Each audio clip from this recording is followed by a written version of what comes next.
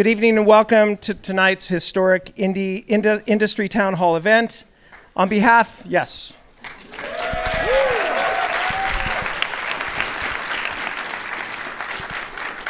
Long overdue.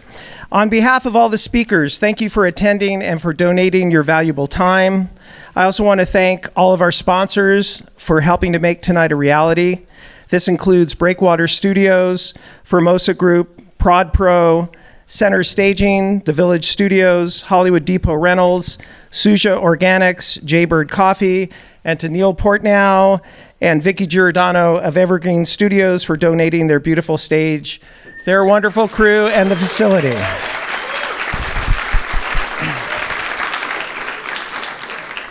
Thank you also to the members of the California Legislature, members of the press, and the many executives and dignitaries in attendance, including Senator Ben Allen from District 24. Thank you, Ben.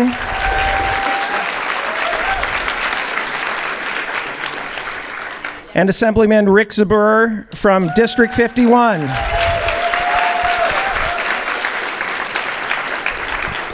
These gentlemen are the co-authors behind the new California tax credit legislation, Bills AB 11138. Yes, please.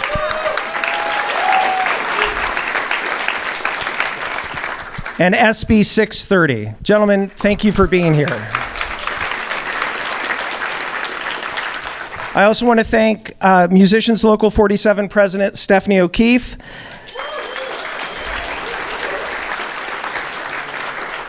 and AFM EMSD Director John Painting for attending tonight.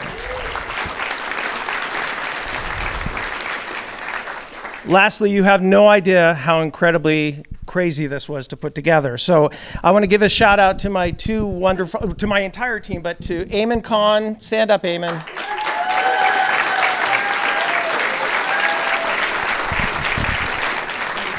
And Phil Rappa. They have both spent the last several months coordinating and helping to spearhead the many aspects and details of this event in order for this evening to take place. So thank you guys very much.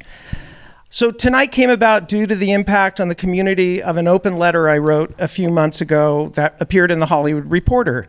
And that's thanks to Marielle Abanza. I never pronounce her name right. Marielle, where are you? Stand up.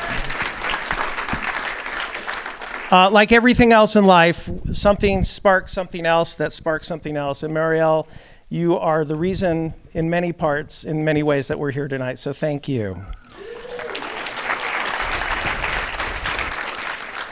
Having this gathering in this building is apropos, as the location once served as the Magnolia Theater, a popular local movie theater built in the 1940s. There's a picture of it up here. Yes, $1. Besides being a legendary recording studio, initially founded by our own Gail Levant. Gail, are you here tonight?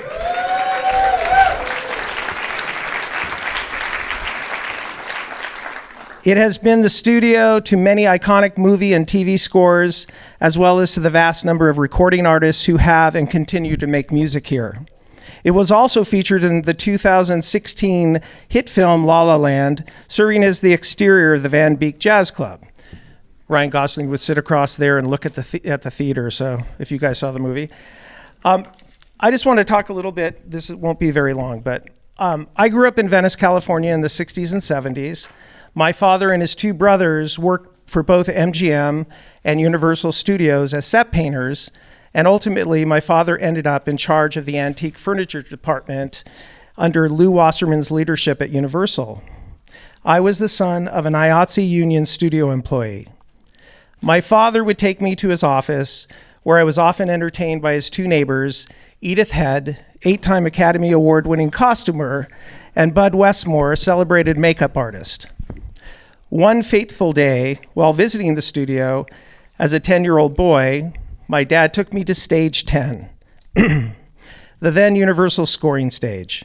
It was there that my life would be altered forever, the day I discovered my passion for music, which led to my career. As I was reflecting on my life's journey and preparing for what I wanted to say tonight, a little nervous, sorry. It's not like me. I couldn't help but think about how lucky I am. and how lucky we all are here in this room. We are all hopefully doing what we love and have been afforded the opportunities to reach our dreams. Last year, I was privileged to serve as an executive producer on the Academy Award-winning documentary short film, The Last Repair Shop.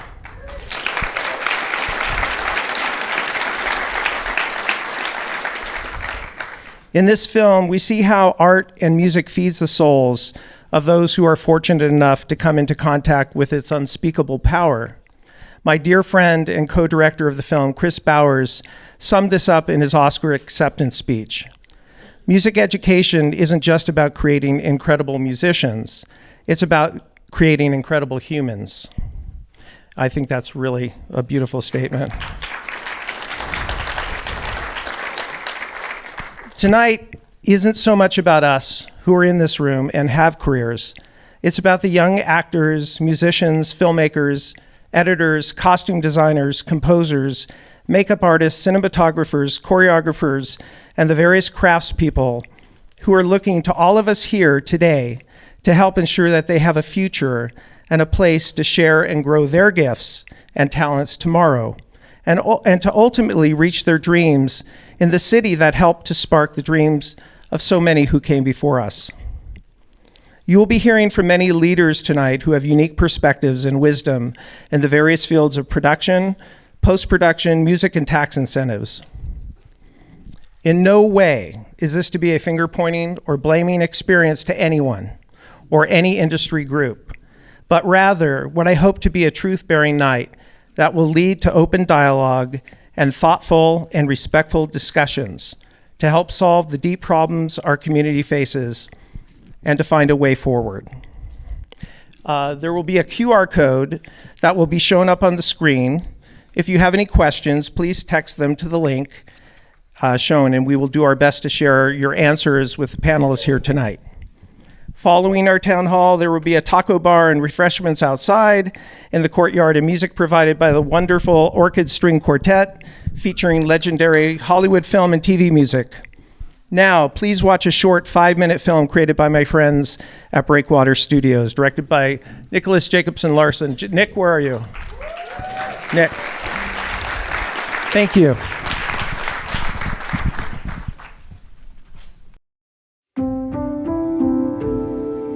There's some kid right now in the Midwest. They're dreaming of being an actor, singer, camera person. And there's one place they could go, and that's Los Angeles. And when that's been taken away from you, now you're kind of lost. My name is Imani Dewey, and I'm originally from Atlanta, Georgia. I came out here because I wanted to be a film musician. My name is Alejandro Sebio from New York. I came to Los Angeles, and I opened 2 restaurants in Los Angeles. My name is Nick Mahar. I'm a cinematographer, and I grew up in San Francisco, but Los Angeles is where it's at. My name is Maura Tuffy. I am a conductor and a soprano. I'm originally from Princeton, New Jersey, but now reside in Pasadena. My name is Peyton Skelton, and I live in Altadena. Got in the film business when I lived in North Carolina, doing cinematography and directing a little bit. My name is Lauren Smith, and I am originally from Oakland, California. I came down to Southern California for college. I started singing, and then I never went back. People move to LA for a reason. They move because they want to be in entertainment. The technical ability of the crafts that have been here for over 100 years is unparalleled in the world. You have incredible talent that lives here. We're all localized to one place, like we all live here in LA. Look at all the things we've accomplished here. One of the first places I got to play here was the Hollywood Bowl, just jaw-dropping. I've gotten to work at Capitol Studios, The Master Chorale, Warner Brothers, the LA Film. just the magic you know that has happened in those rooms. If I never play another gig ever, this will have been worth it, moving here just for this experience. You can't do that anywhere else. There's no place like LA. It's been really scary to move here and realize that this is not the best time. Well, we're going to start with COVID. Oh man. COVID was the first blow that we dealt with, and we lost, a great deal of people who are just normally in the neighborhood who are just not. And then we're coming out of that. The strikes put everything to a halt. Just nobody was working. I felt the strike almost the same as COVID. When the strike happened, we felt that people in production, post-production, and us really are family. When the fires happened, I saw them like ripping up the mountains, and I literally just pulled over and I started crying. Yeah, that's hard. Had at least 3 friends whose homes were destroyed. I've had multiple gaffers and crew members that I've worked with that lost their house and lost everything. The amount of devastation is so shocking that you can't even really conceive it. If the recording studios close, there's going to be a huge hole in the culture of LA. I think if nothing changes, this industry is dead here. I think you're looking at a Detroit type of situation where an industry leaves the town and never comes back. And to see it leave would just be so incredibly sad. Los Angeles would become a footnote in the history books. why abandon that? Why choose to abandon that? It just feels like we're taking a step backwards. This town was built on the entertainment industry and the production industry. To take that away from those people is taking their livelihood away. Trying to imagine LA without film and without music is impossible. Where are you going? Sit your ass in LA and make great art. This is never gonna make it into anything. We want to work, we want to create things, and we want to entertain people. We can't stop. We gotta keep going. We will get through this together. Art is what's going to save the world. We need art. It's in the city's bloodstream. Hollywood is important. The film, music scene is important. People love Los Angeles so deeply. And we're a community, and I appreciate that. So we need to keep business here. We really do. To the city of Los Angeles that has given me so much, thank you. The city has completely helped flourish my career, and I've made this place my home. Los Angeles is my home. Hollywood is my home. Altadena is my home. Because even though I moved here at a time that is dwindling down, that doesn't mean that I can't do the work to make sure that it stays around.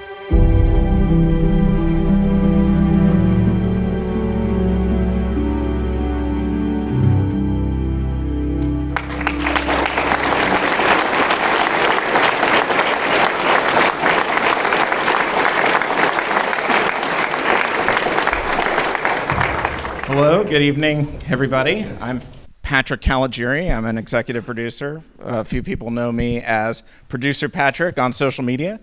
And I'll be your host for this evening. Move over, Conan. And but first, before we get started, I want to introduce two very special guests that are here this evening.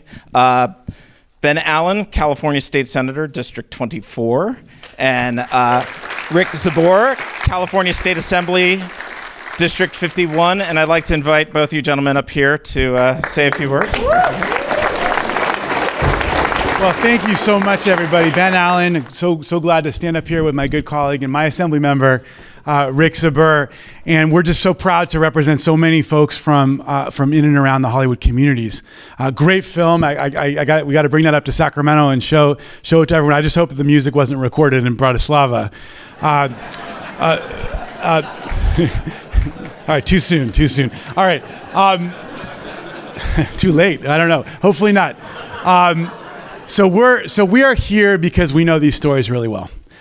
We represent so many Hollywood creatives in our districts, and we've heard so many of these stories of folks who have come here, built lives here, and they're spending half of their time outside of the city because they're working on projects all over the world.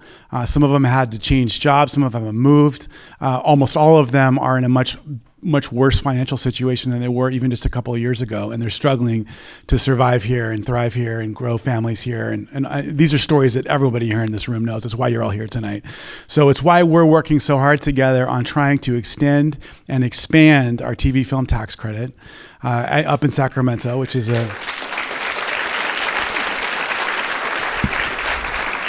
I'm happy to report that there's been intense negotiations between the union coalition and the studios, and we're working on the parameters of some baselines for this initiative. But the whole idea is to raise the base tax credit from 20 up to 35.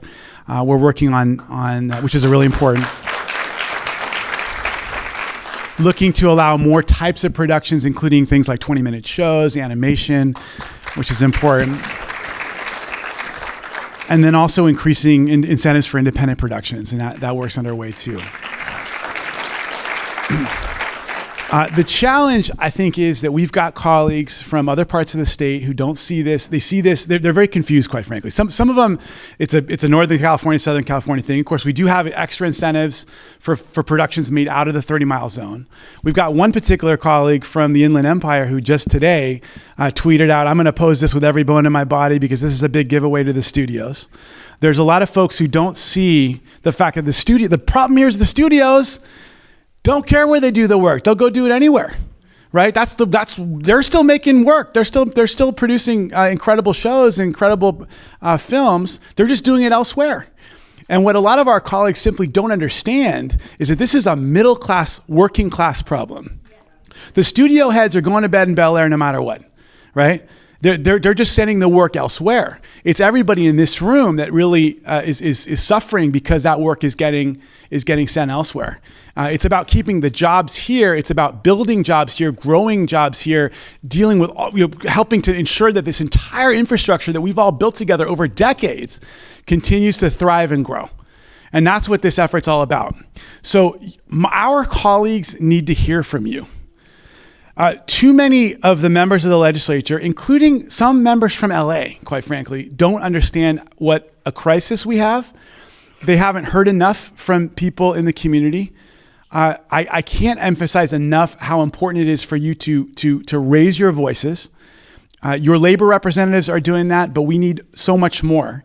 We're going to be in hearings over the next couple of weeks in Sacramento as we try to get these bills through. We've got a Senate side, an Assembly side vehicle that is going to be making its way through the legislature. But the legislators need to hear from you. There are so many competing issues and interests right now up in Sacramento.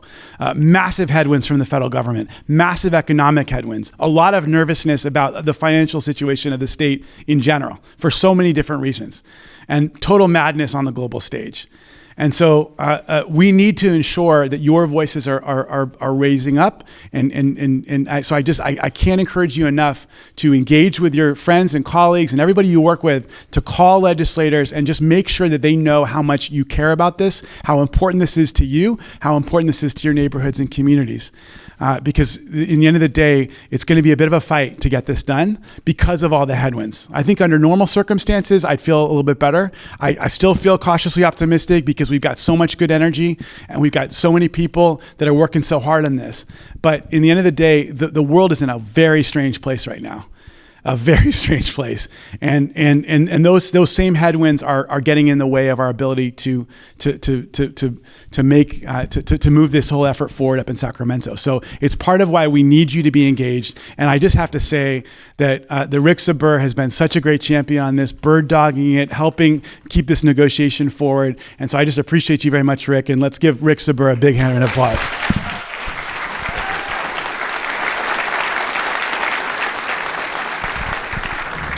So I want to thank Senator Allen, who's been on the Film Commission for many years. I don't even know how long, before I even got into the Assembly. And the two of us have been working together.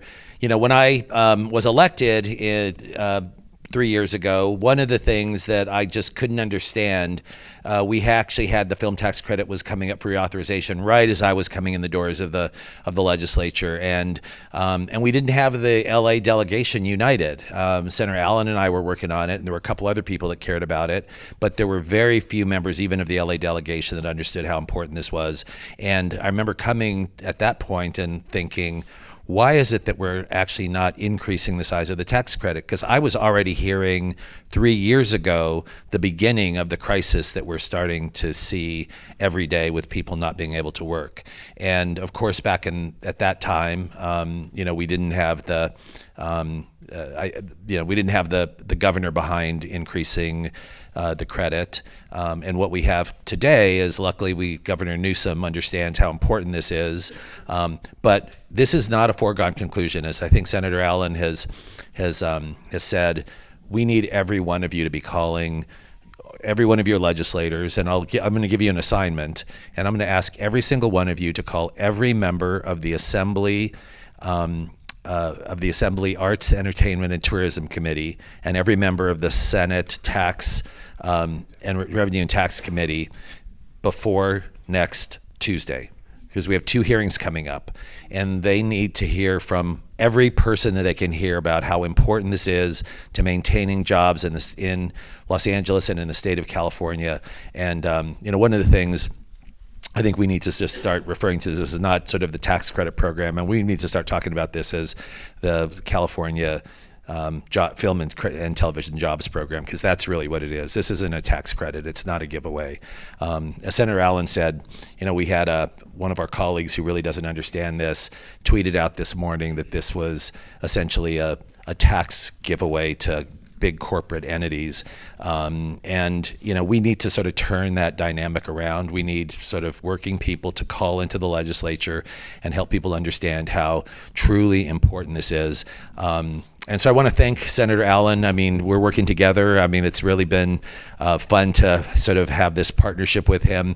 And unlike when I was first elected, we actually have an army of legislators who have come together now. So you've got the 2 of us tonight, but on the Assembly side, we have Assemblymember Quirk Silva and Isaac Bryan and Jessica Caloza and Nick Schultz, who are working hard on this. On the Senate side, we have Assembly members Menjivar and Perez and Stern, and really it's sort of the 8 of us who are really dividing this up and really trying to sort of develop the support that we need to get this over the line. And and I think people need to understand what this really means. This isn't a tax giveaway. I mean, this is a jobs program that is keeping people in their homes, keeping people with their health insurance, keeping people off the unemployment rolls. If we don't do this, it's going to cost us much, much more than what these tax credits are costing us. And, the other thing that, I keep telling my colleagues is, why do you think that all these other states and governments are putting these really rich tax credit programs in place? It's because, one, they pay for themselves, and because these jobs are jobs that people want.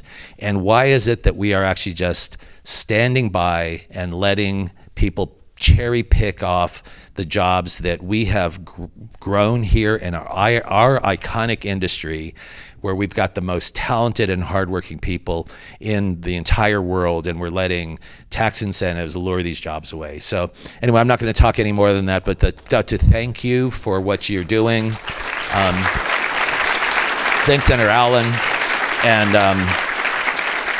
And make those calls. Those calls really do make a difference. I mean, they need to hear from you. I hope the assembly member who basically made that call, I'm hoping that he gets a call from every single one of you in the next day, and help him understand that this is not a corporate giveaway. These are about jobs for hardworking Californians. So thank you very much.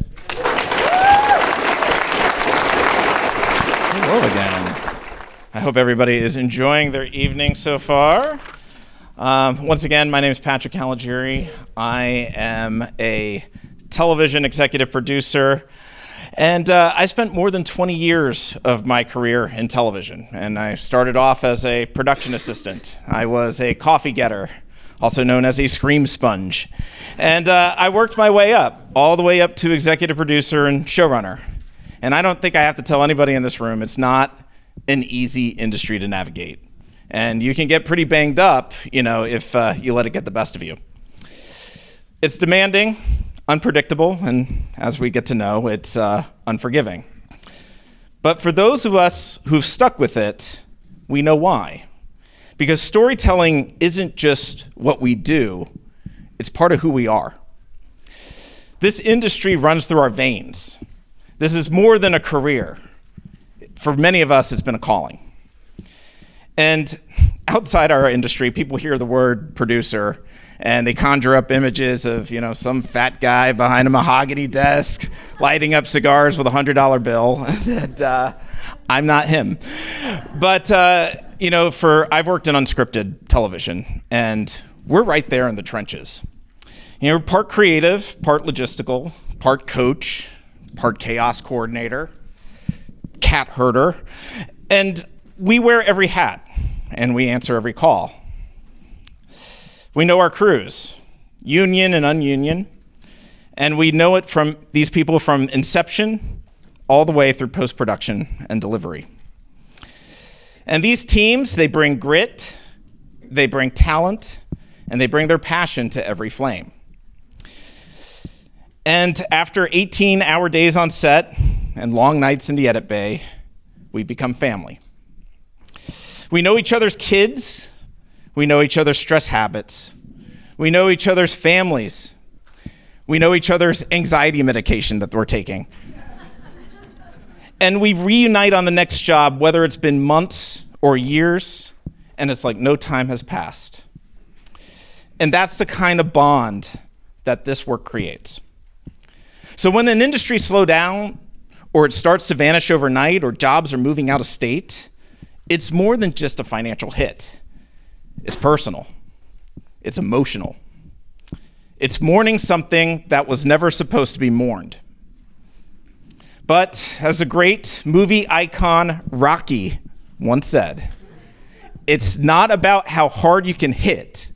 It's about how hard you can get hit and keep moving forward.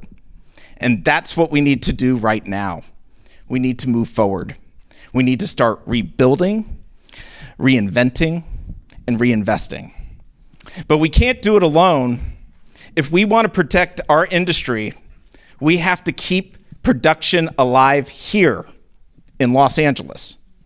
Because this city isn't just a backdrop, it's the heartbeat of Hollywood. It's where the best crews live, where generations of talent have built, and where this industry still has a chance to thrive if we choose to invest in it.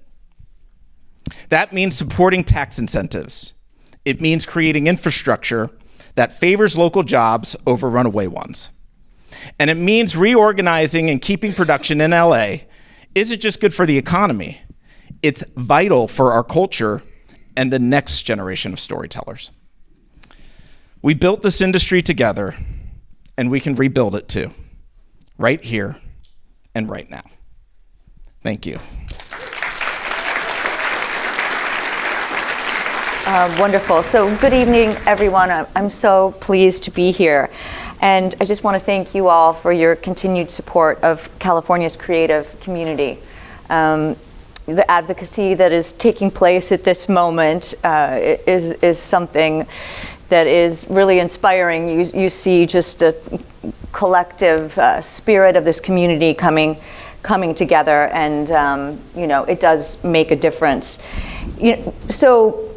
One of the things I'd like to highlight tonight is the vital role of the music scoring industry and how that plays into our state. And it's not just a cultural force, but it's a powerful economic driver. Industry supports, thousands of jobs, composers, orchestrators, union musicians, engineers, studio technicians, so many people whose work helps bring our favorite films, series, and games to life here in California. We're home to a world-class ecosystem, as you know, of scoring stages and recording talent with technical expertise. And the music created here, it just doesn't accompany the story. It's the story's emotional heartbeat, and it connects with audiences all over the globe and shapes the sound of modern storytelling. And the post-production work. Post-production work is a critical phase of filmmaking. And we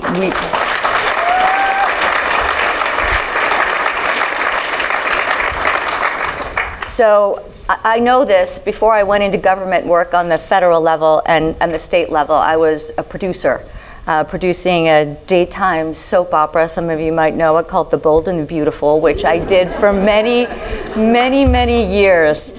But we could produce, and the directors could direct. And then it was the music that really brought the emotions and evoked those emotions. It wasn't until then that all of us who knew the story and producing and directing, once that music came in there, then the tears would come from all of us who actually made the product. But it's just, I understand how important this sector is. And again, post-production too, I spend plenty of time in the edit bay, and the dark edit bay, and I will tell you, I really loved it in there. So I'm really so pleased to be here. I want to say that from where I sit, I'm at the California Film Commission. I'm the director. I took an oath of office in June of 2019, and about, 7 months later, COVID hit. So I know the challenges from where I sat, and then I recognized that there was a contraction, just the threat of the labor strikes, months beforehand that might happen. From where I sat, I could see, and I knew that there was a contraction even then, and then the dual labor strikes. And again, now coming out of these devastating and horrible wildfires. So anyhow, I hear you all, I see you all, I get to hear from a lot of you, and your stories matter. We really, really care. So I just want to say, so this is a seminal moment in time. I have been reporting, a little data obsessed, just this slow loss of our market share. It was a slow loss of market shares, runaway production, as you know, looking at it as a market share. But it was happening slow and steady, the increase of competitiveness among other jurisdictions here in the United States, other countries globally. Entertainment production is big business. As our wonderful Senator Allen and wonderful Assembly Member Zbur said, I mean, this is a jobs program. The program that I administer, the Film and TV Tax Credit Program, this is a jobs program. This is not a handout. This sustains jobs, creates jobs, generates economic activity. And our program is so uniquely focused and targeted. I don't know if some of you know that. I think some people still think we have a lottery. Maybe most of you know that we don't. We absolutely don't. But it's based on a jobs ratio and a qualified spend. I mean, we take this seriously. And because we take this so seriously, and because it's so targeted and focused, for every tax credit dollar that California allocates, it generates $24.40. And we're talking this is about middle class jobs. This is about entertainment production jobs, and also all the ancillary businesses that support entertainment production. So this is an important program, and this is also a moment to invest in this important community. So the Governor Newsom, and this has never been done by any governor in California's history, has proposed into his budget to increase the Film and TV Tax Credit Program 128%, from $330 million for the size of of the entertainment industry and the potential for growth of our entertainment industry. $330 million is small. It is a small amount to be able to allocate. So I had to turn away qualified projects that met all of our criteria. We're in a different moment right now. Again, this proposal is an increase to $750 million.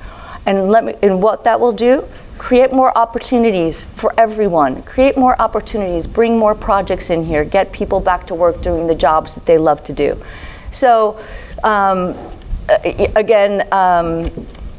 these guys have been terrific. Lots of communication between the governor's office, which I'm under the governor's office of Business and Economic Development, all of these guys, recognizing that that this is an important moment that needs to be met with bold action. So thank you. I'm really pleased to be here with all of you.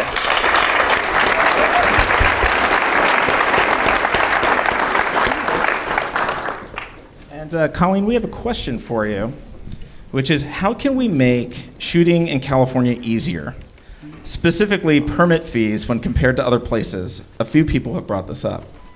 Okay, permit fees, yeah. Well, from where I sit, I look at every kind of barrier or every opportunity to improve the production climate here, to encourage people to produce here in California. So yes, permit fees. I mean, maybe you're going to talk to FilmLA about this. Yeah. I was like, that's a good handoff. You know, I mean, honestly, yeah. I mean, it's. We recognize that there has been some criticism about fees, but generally speaking, so we do permitting for anything owned by the state of California. So that's what we do. So because of that, we try to keep our permit fees, you know, within a certain range. And if they do increase, we make sure to send out a production alert, and it kind of is in pace with, you know, inflation and, you know, various things like that. Okay. Thank you, Colleen. Thank you so much. If you want to do some of the data, I'm happy to jump into that next. Yeah, you want to Alex, you said you want to share some of the data. Yeah, if you want to just come thinking about what Colleen was just saying about the market contraction and what the senator and assemblyman talked about, if you wanted to, I can pull that up if wants to pull up the slides. Perfect. Well, thank you guys for inviting me and giving us this venue to have this conversation. It's pretty inspirational to see LA come together like this in a way that I haven't seen before. I'm Alex LoVerde, co-founder and CEO at ProdPro. Today I was going to give you just a quick market update of what we're seeing in terms of production levels. So just really quickly on ProdPro, for those that are unfamiliar, we're an entertainment intelligence platform, but really at our core, we are a research company that is tracking every TV and film production from development through post. And our data is used by vendors, crew, and studios to kind of connect during the production pipeline. And then our market statistics have been pretty widely reported in the press as well. Go to the next one. So before I jump into some of the stats that I wanted to cover, just quickly on our methodology. So we specialize in live action scripted production. We track every English language project globally, as well as all non-English language projects that are produced by a major streamer. And we specialize in production logistics. So where is it filming? When is it filming? What's the budget behind the project? So that's a bit about what we do. So let's get into some of the data. This first one is really the global market contraction. So this is showing where we came from and where we are as of last year. So in peak TV, 2021 and 2022, there were over 600 TV series being produced every year. In 2023, that number dropped to below 400, and in 2024, it popped back up, but to 500. So from 22 to 24, the number of TV series being produced, again, this is English language globally, dropped 16%. But if you actually adjust for the fact that there was a lot of strike-delayed projects in Q1 of last year, think of it as TV shows in aggregate are down 20%. It's a big number. On the feature side, things are relatively flat. So there have been some changes in terms of budget mix, but generally speaking, and then you can see this in the macro trends, if you look at box office results, pre-strike and post-strike, feature film in terms of number of projects is about the same. Continue. Okay, so where are these projects going then?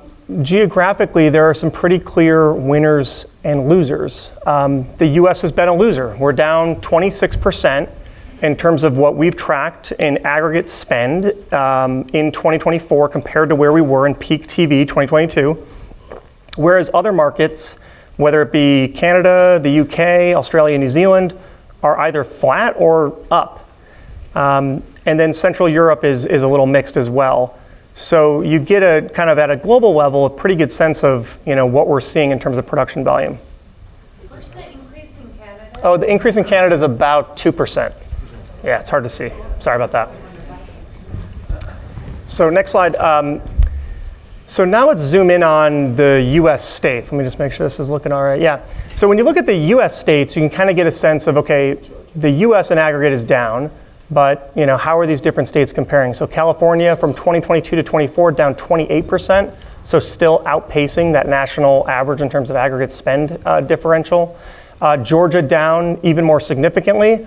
And then other markets like New York down only 9%, Texas, New Mexico, New Jersey, Illinois, others are actually seeing either flat or relative growth. And then this last slide just touches on where are we today in 2025. So looking at sort of the year-to-date 2025 figures, our data shows that global spend in terms of what we're tracking is down about 3%, whereas California, again, outpacing the global, down 7%.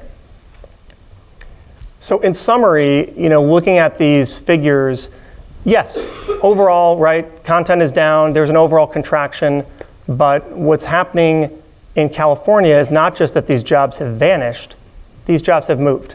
They've moved someplace else, and they're out there, and they're available for this state to bring home. And I'll pause there. Any questions? Thank you. Thanks, Alex. I did get a question here. Yep. Can you explain how the tax credits do benefit the middle class and not just big businesses? How does the tax credit compare to our competitors, Canada, Atlanta, and New York? Yeah, I mean, the tax incentives are getting more aggressive than ever. One of the things that we did when we put together our study at the end of last year, at the beginning of this year, is we looked at all these jurisdictions and all these changes in production volume. And then we looked at all of the announcements. And obviously, California has a historic announcement in terms of its competitiveness of its program.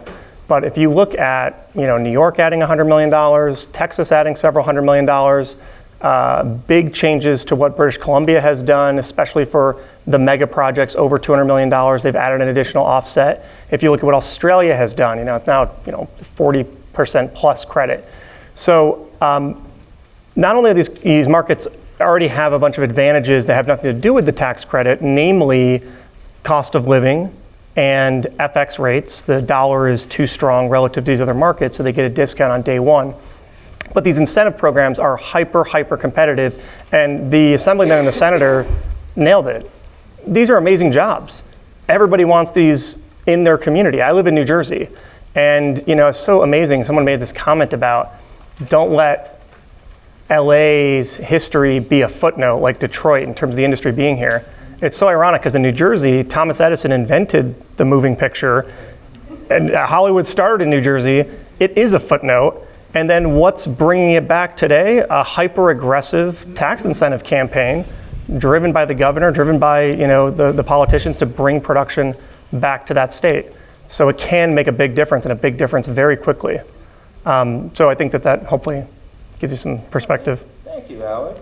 And I'd like to keep the panel going and turn it over to our friends that stay in LA, Noelle and Pamala. Pamala. You're going to get it by the end of the night. I'll get it at one point. You have been crucial, and you have been at the forefront of this battle to keep production in the state, in Los Angeles. And I would like to hand it over to you guys to speak a little bit more about that. Sure, thank you. Can you guys hear me okay? Yeah, okay, great. So my name's Noelle Stehman. I'm a writer and a showrunner and a member of Stay in LA. We were a grassroots organization that was forged during the horrific fires that ravaged the city that we love. And we believe that to rebuild LA, we need to bring film, TV, and commercial production back home. Los Angeles, as we all know, is on the verge of losing one of its most central and storied industries. And this was true long before the fires. Other states and other countries have lured production away with competitive incentives. In 2024, LA area shoots fell to the lowest on record outside of 2020, outside of the pandemic. And historically low productions came in a year free of strikes and before the recent LA fires because of runaway productions to other states and countries that have competitive incentives. And one of my recent projects is a perfect example of that runaway production and middle-class job loss. I created a show in 2021 for Sci-Fi Channel and NBC Universal. This was, as you said, during peak TV. And even though that was true, I was mandated to film in Newfoundland, Canada, because of their tax incentives, which approached 40%. California, with its 20% tax incentive rate, was not even on the table. And beyond filming in Canada, I was not allowed to hire a single cast or crew member from the US, let alone from California, not a single one. Over the 6 months of pre-pro and production in Canada, that was 6 months of hundreds of jobs lost to California cast, California crew, vendors, small businesses, and tax revenue lost to the state. And then in addition to those lost jobs and revenue, I was separated from my family and my home for 6 months. My only option if I wanted a paycheck so that I could come back home and afford to pay my bills and support my family in Los Angeles. So, and then when we moved into post-production, that was also mandated to Canada. So that was 6 more months of hundreds more crew jobs lost to California editors, special effects houses, sound technicians, musicians, composers, local small business, and again, tax revenue lost to the state. So when I look at the extensive list of jobs lost to post on my project, since we are talking about that here tonight, it's absolutely clear that we need a separate tax incentive carve out for post and music.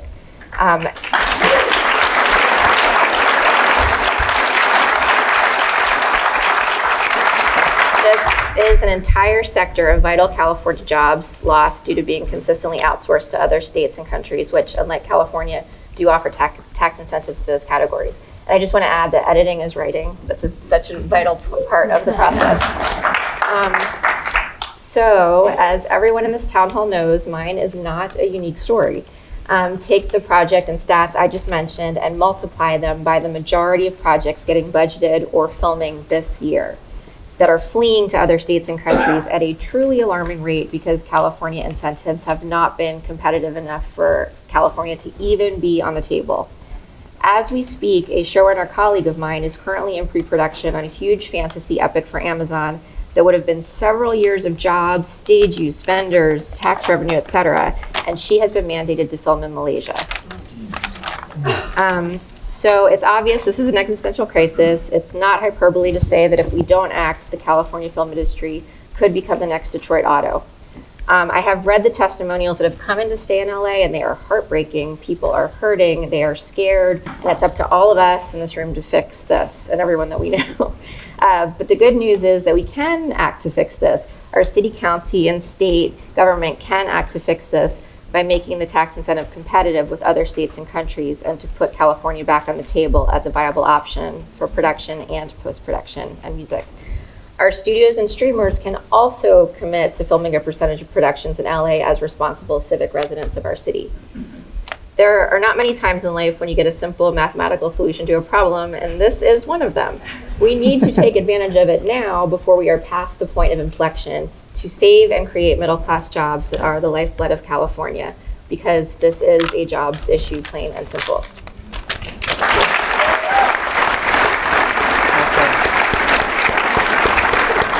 I just want to add one thing to piggyback on the upcoming budget meetings and the what is it? The Arts Assembly and Committee. Yeah. So those two committees, please follow Stay in LA on Instagram if you don't. It's at Stay in LA 2025. We will be posting links to letter campaigns and contact information for the members that need to be contacted. So please follow us. We will be posting that stuff this week. Okay. Yeah, I can jump in. I come in a little hot, so just be prepared.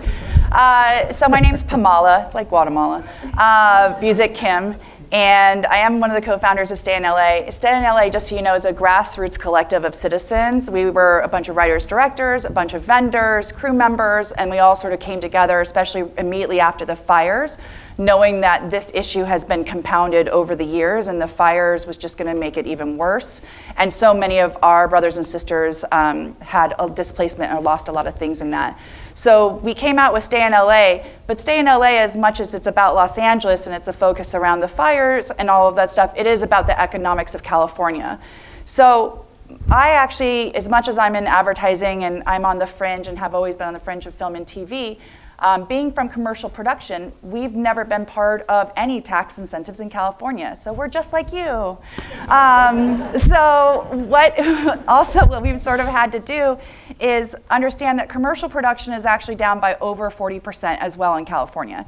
And so when folks can't get on film or TV crews or jobs, a lot of what they do is also jump in on the commercial side because those things turn over really fast. They have great budgets. You're also going to negotiate your vendors differently, so they're going to make a little bit more money. So there's a lot of opportunity in commercial production. When I say commercial production, I mean all the way through the pipeline of the creative sphere. So much as like we understand and we know what's going on in this room, I think we're here to help our brothers and sisters in the film, TV elements to help get that bill across the line. So we got to get that, we got to see that to the end, we got to support it. But we also need to be thinking about long-term elements and ideas of what we can do. Because at the end of the day, we are the heroes we've been looking for.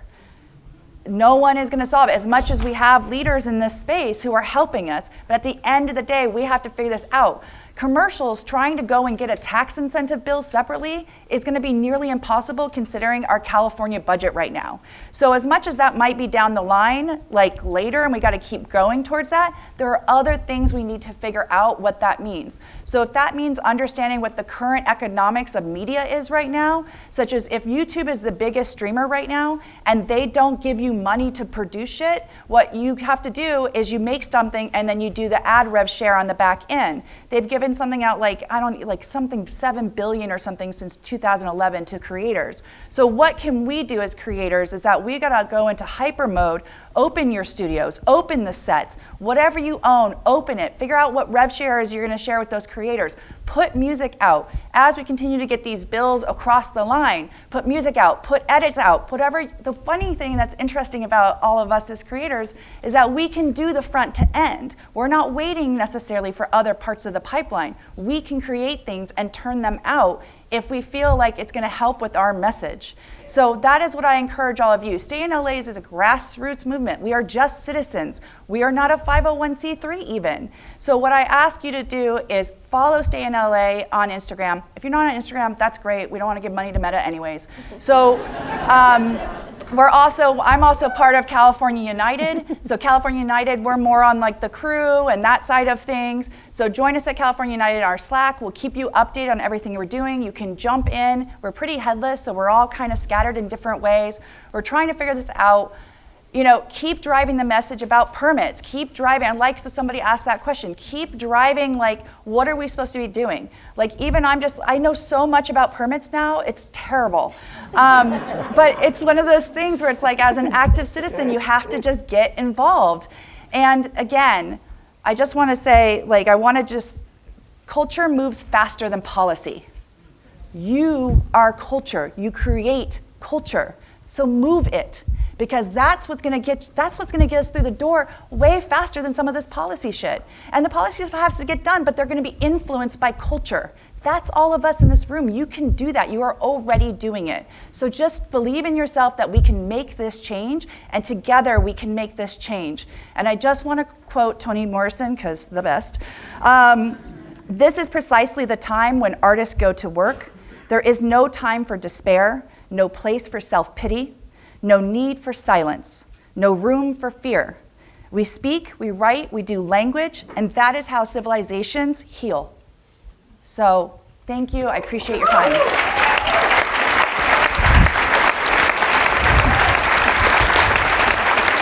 Thank you, Pamala. I do have one question for you guys, which is, what is your movement, Stay in LA, doing next?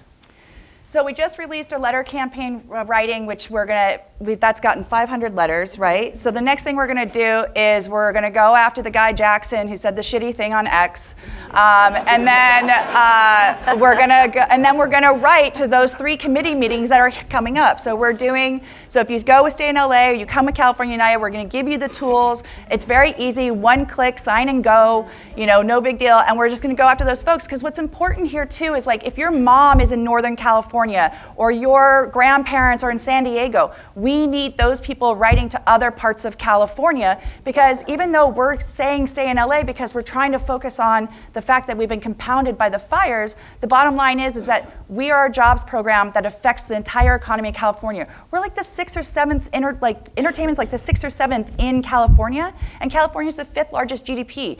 If our shit goes away, then it's not as strong of a California. So come join us, and that's gonna be our next letter writing. And again, it's super easy, it's pop, and we're gonna do the 5 calls and all that stuff. And yeah, please reach out to people in other cities in California. Yes. Yeah. And Noelle as well. Appreciate you guys so much of what you've been doing too. I mean, your effort is not going unnoticed. And now I'd like to turn it over to Philip Sokoloski. Did I get that name right? You did? All right. You know, I'm in a room in an industry surrounded by storytellers often, and I look at what my role is as being a storyteller of a different kind. I work with data to tell a story, which has been an unpopular one, to tell about Los Angeles and California and our place in the global entertainment economy. What does dominance in that industry look like to you? It would probably surprise many of you to learn that only 1 in 5 scripted TV shows, feature films, is still made in California. When 4/5 of the thing you're known best for are done in a place other than the place you live, it starts to hit your reputation and your self-image. And that's the situation we face here, now, in 2025. FilmLA released a report just this morning, which I'm sure has disappointed everybody who was in the survive till 25 mindset, because the first numbers from 2025 show us down 22.4% year to date from where we were last year. Again, the second slowest year for film production in this area. So, what story does this terrible data tell us about what we need to do moving forward? When you look at other information that can be pulled together, for instance, the number of entertainment businesses in California, there are 10,500 of them directly tied to this industry alone. And that doesn't include all the others that, for the way that government tracks jobs and business and economy. A dry cleaner that services the film industry and gets 50% of its gross receipts from its film support work is not counted as an entertainment business. But here in LA, there are a lot of companies just like that. Okay? There are more entertainment-related businesses in California, outside LA County, than there are in the entire US state of Georgia, twice as many. So when we talk about how this is an LA issue or a California issue, how is it that all these other jurisdictions that covet this business find the money to spend enormous sums on bringing it there, don't see it as a race to the bottom? They only see the possibility, they only see the job creation, they only see the cool that is this business, right? It's cool. We know that it is, but we take it for granted that it's here because we kind of think that we're the cool. California is what's cool. No, California is cool because of the things that happen in California and the people that live here who make those things happen. And these other places understand it because they know that unlike building a factory, which can take years to bring the buildings up and to put the workers in place, you can start a film production very quickly, which is why they're so happy to bring this entertainment economy to bear on it. 120 different jurisdictions globally are doing this now. And every single one of them has an arrow aimed at our heart. We end up on the bottom of any race to the bottom, just by default, because we're the biggest in the room, we have the furthest to fall, and the largest investment in this business of any of them. And I feel like, as a representative of this generation, the ones who want to take what we have, value that, and then pass that on, I don't want to see it go down on our watch. And I know none of you do either. Yeah.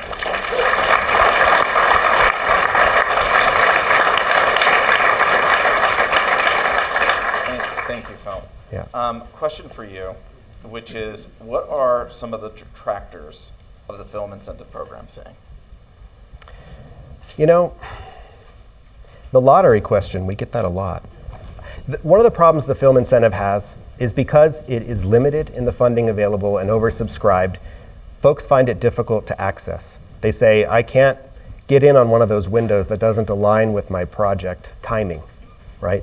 The California Film Commission has an amazing staff, and they have worked creatively through what they're allowed to do through regulations and interpretation of the law to create a program that is as accessible as possible. And there are a lot of requirements upon the participants in this program to comply with. But some of them are really great. Some of them are looking at what does the next generation of filmmaking in California look like? How do we make sure that the people who are seeing those opportunities created by this program, maybe they look a little bit different than me? And I think that's a great thing for the state, which is one of the most diverse in all of the US. We need to be sharing our opportunities with the people of California. So it gets a lot of criticism for its being hard to understand, hard to apply for, under-resourced. But I think some of the solutions are in mind now as we look at this new legislation and the kinds of expanded access to that opportunity that we face. So with absolute faith and credit to and appreciation for Colleen and her team's work for getting us this far, I think where we're going is the right direction. You know, the criticisms that it receives, some of those are deserved, but some of them are structural. And we're looking at ways to batter those down, I think, even as we speak. So thank you, gentlemen. Thank you, Phil. And let's give a round of applause to our panel for their insights and information. This has been very eye-opening. And for all your hard work and dedication to keeping California in the hearts and minds. Thank you for having me here today. In the wake of the devastating LA fires, a group of concerned filmmakers, screenwriters, producers began talking about what we could really do to help our city. After COVID, the strikes, and then the fires, I remember thinking as a WGA screenwriter, early career director who grew up in LA, we have to do something or everyone is going to leave. And so we launched our Stay in LA campaign on January 23rd, calling for emergency relief in the form of an uncapped tax incentive and a studio commitment to shooting in LA. And we gathered over 20,000 signatures in less than a month because the people of our city and our state understand that you cannot stay where there is no work. Runaway production has been draining our communities for a long time. We are simply not competitive. And the Governor Newsom's increased cap in conjunction with Assemblymember Zbur and Senator Ben Allen's modernization bill are vital.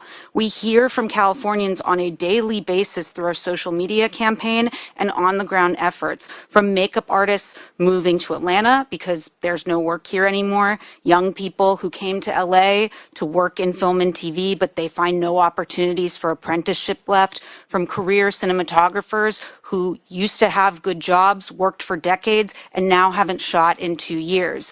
I'm sure you read that Panavision Hollywood and Technicolor have closed their doors just in the last few weeks. Studio lots are very empty. How bad are we going to let this get before we take action? And this is not just affecting, as you've heard, those who work in production. We hear from people like the wife of a truck driver telling us, we can't make ends meet because there are less production-related deliveries across the state. From an architect who used to rent his space to productions, but now he has had to cut half of his staff because they can't subsidize. Or from a cafe owner considering closing her doors because the productions she catered to once are now gone. We've been endorsed by the LA Mission, by dry cleaners, hotels, tech companies, countless small businesses. I heard recently a prop shop has a link to our petition in their window. We did not do that. Why? Because Californians understand when production leaves, money leaves, and good jobs leave for all of us. My co-founder, Sarah Adina Smith, is not here today because she got a job to direct a pilot in Canada. And by the time her show wraps, she'll have been gone from her 3-year-old for 5 months. And a few years ago, she even developed a show that should have shot in LA and was set in California and would have shot in other regions as well. But she was told to choose between shooting in South Africa or Australia. My husband is a showrunner. He created a show that took place in LA and Northern California. He was told he had to shoot in Vancouver, and we were separated for months. He is now shooting in Atlanta. I leave for New York this week to start work on an indie feature. Next year, I will likely be in Malta, where the tax credit is 40%. So I'm here, but my work is in New York and Europe, and my husband's in Atlanta, and my co-founder of Stay in LA is in Winnipeg. There's a very clear message here. Our industry is migrating elsewhere. It's happening now, and this is an existential threat. So I've seen firsthand how New York's program, while still not even the most competitive program in the country, attracts talent who want to stay with their families, and it spreads the opportunities statewide. So with your help doubling this tax credit and modernizing our program, we too can be just competitive enough to make shooting in California an attractive and viable option, because if we don't, we risk losing our state's most valuable resource, its people. Thank you. We're going to be moving on to our next panel, which is going to be about post-production. Thank you.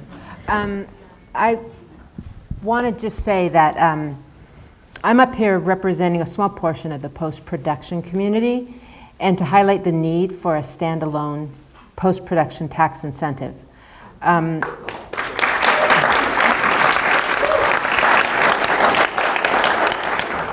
I think post-production has always been a little misunderstood, and for that reason it's been underrepresented in conversations about tax incentives. On the screen behind me, this is right here this is a small kind of list of who actually works in post. And sitting beside me is a group of people that I've worked with over the years, and I just wanted them to introduce themselves and to give a kind of an explanation of what they do quickly. So you put a face to the names you see scrolling by at the end of the film when everybody walks out. So I'll start with Bobby. My name is Bobby Banks. I am a supervising sound editor, ADR supervisor. I've been in the industry over 30 years. For me, this is really important. In the last 18 months, I've worked 3 months, which a lot of people here have also done that. Losing health insurance. I know people that are retiring early. They're leaving the state. They're moving to Georgia. They're moving to New York because the jobs are going there. There are people that are losing their restaurants, have lost their restaurants. And this is like a real no-brainer to me. There's just too many people that have been in the industry for so long and finding themselves with no insurance. And it's just heartbreaking. I have mentees, which one just moved from Arizona after she graduated. What do I say? Right, she wants to come and watch me work. I'm not working. There's a lot of people that aren't working, and I'm still yet trying to encourage them that it's going to get better, because it is going to get better. However, what do you say to them? And so that's why I'm here.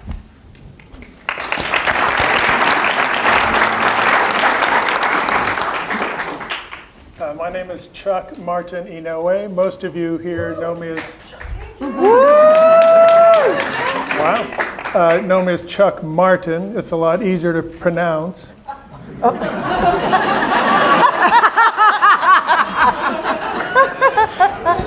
And I've been a music editor for 40 years now, born in Los Angeles. And Karen told me I have about 20 seconds to talk, so I'll give you the slimmest idea of what I do. Is I take music that a composer has written and recorded, and I make sure that it gets into the film the way it was intended to. And occasionally a director may not like a piece of music that they approved just a few days before. I know, rare. And so I slice it and dice it and create a new cue out of the composer's music and make the director happy. So if there's way more that I do, and if you want to ask questions later, meet me at the taco bar, and I can explain more about it.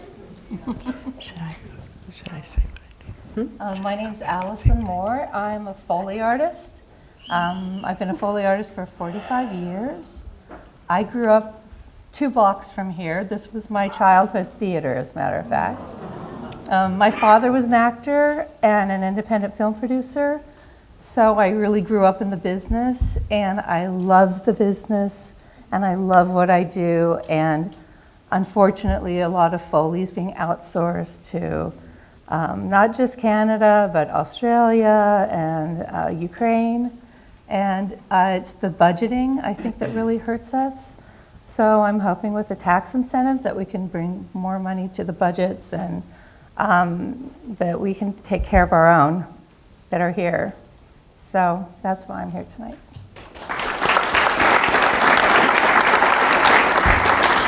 Hi, I'm Mark Sussman, and I have a loop group called the Loop Squad.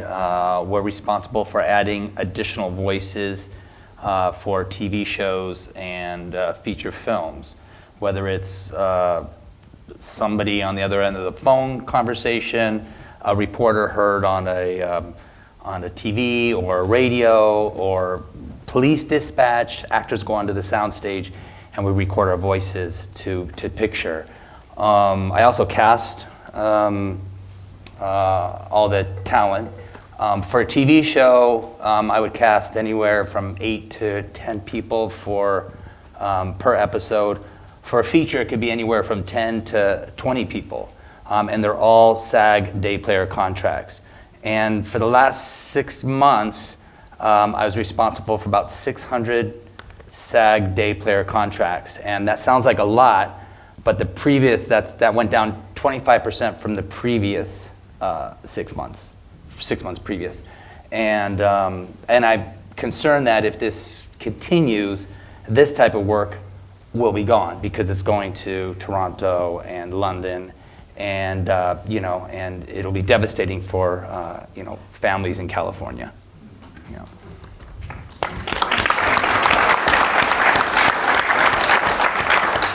Hi, I'm Ephraim Patel. I'm a VFX supervisor, and I've been working in visual effects for over 20 years.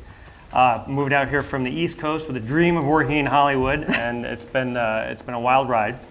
And visual effects, I think everyone knows what visual effects is, but I just want to point out that like all the visual jobs, all the disciplines on set in production are all then mirrored in visual effects. Like we have to be able to handle everything from sets to props to costumes and performances, lighting, camera, everything. So we carry a lot of the visual oomph that ends up on the screen, obviously. And so like I usually supervise on set to make sure everything is being shot correctly for the visuals that are desired. And then I supervise a team, usually between 5 to 35, depending on the show, for weeks or months, again, depending on the show. And have been here through the 2008 crash and through COVID. And those were bumpy times, but they don't hold a candle to what's happening right now. I've seen those teams that I usually supervise just dry up, and the work it's been abysmal, if I'm being perfectly honest. So like a lot of colleagues have lost their homes. A lot of colleagues have had to quit the industry altogether. I have had to have difficult conversations with my family about what's going to happen next.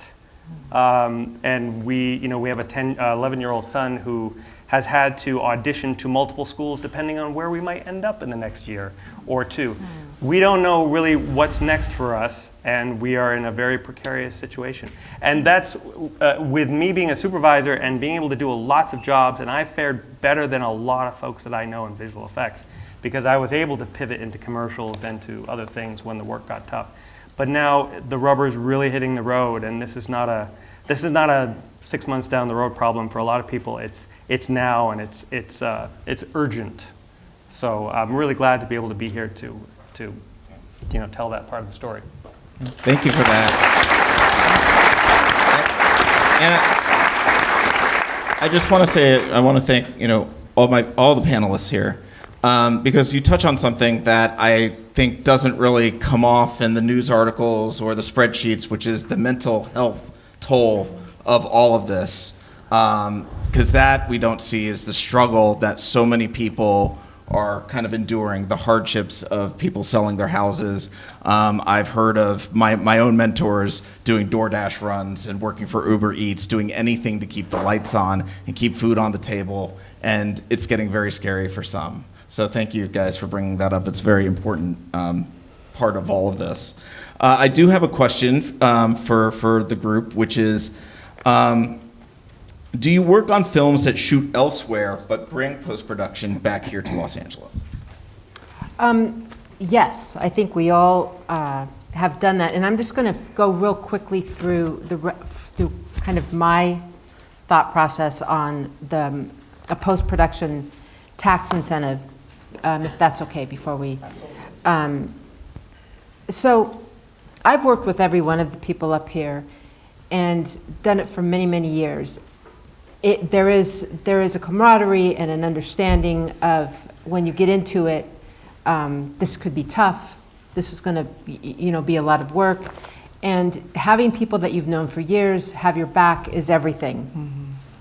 And post-production is a very it's a like I say, it's a very misunderstood part of the process, and that's why I wanted these guys to kind of speak and put faces to the names. But depending on the size and budget of a film, post-production can employ anywhere from dozens to hundreds of people.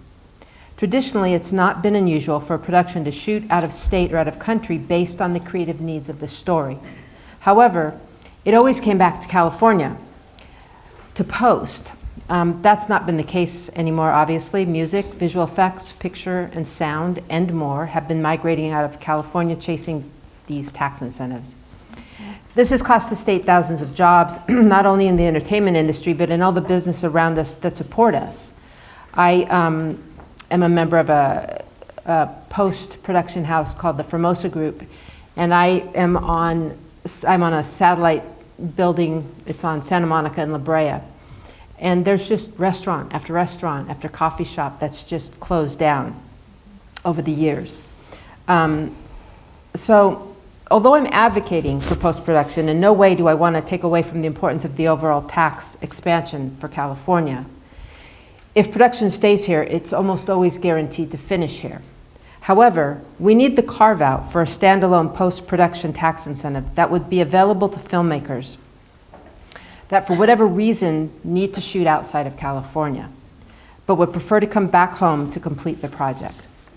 New York, Georgia, Ohio, Louisiana, Australia, the UK, now even Spain, all have this carve-out. This makes the state and countries much more competitive with films that qualify for this option. On an average film, post-production can make up anywhere between 2 to 10% of the total budget of that film. On a film with heavy visual effects, that could rise to 20 or 30%. Even then, a standalone carve-out for post-production would use minimal funds from the overall California tax rebate program. However, the economic impact it would have by jobs created would be substantial. And I also cannot overstate the enormous emotional impact that passing these bills will have on the people of Los Angeles. Studios coming back to life, businesses thriving, and hope renewed. I do believe that the world is watching what California does with these incentives. They know if we get it right, it's game on again for California. We're a film culture.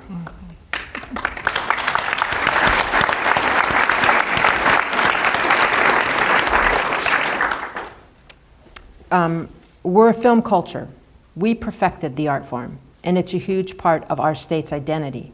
Can you imagine California without Hollywood? From San Diego to Los Angeles, Monterey to San Francisco and beyond, there's no other place like California. I feel that we are, and always have been, the cool kids. And we really do have it all here. So I did want to bring up, and that's, like I say, my focus is on the standalone post carve-out. And I know that the Colleen and Ben and Rick, thank you guys so much for being here.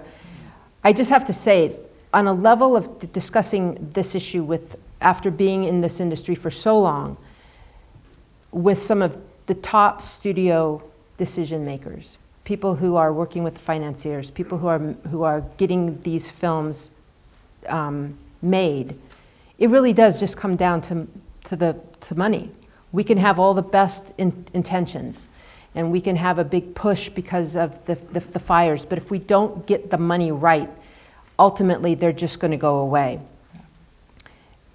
The analogy that I was given, and it makes so much sense, is it's not the size of the pool, but how warm the water is.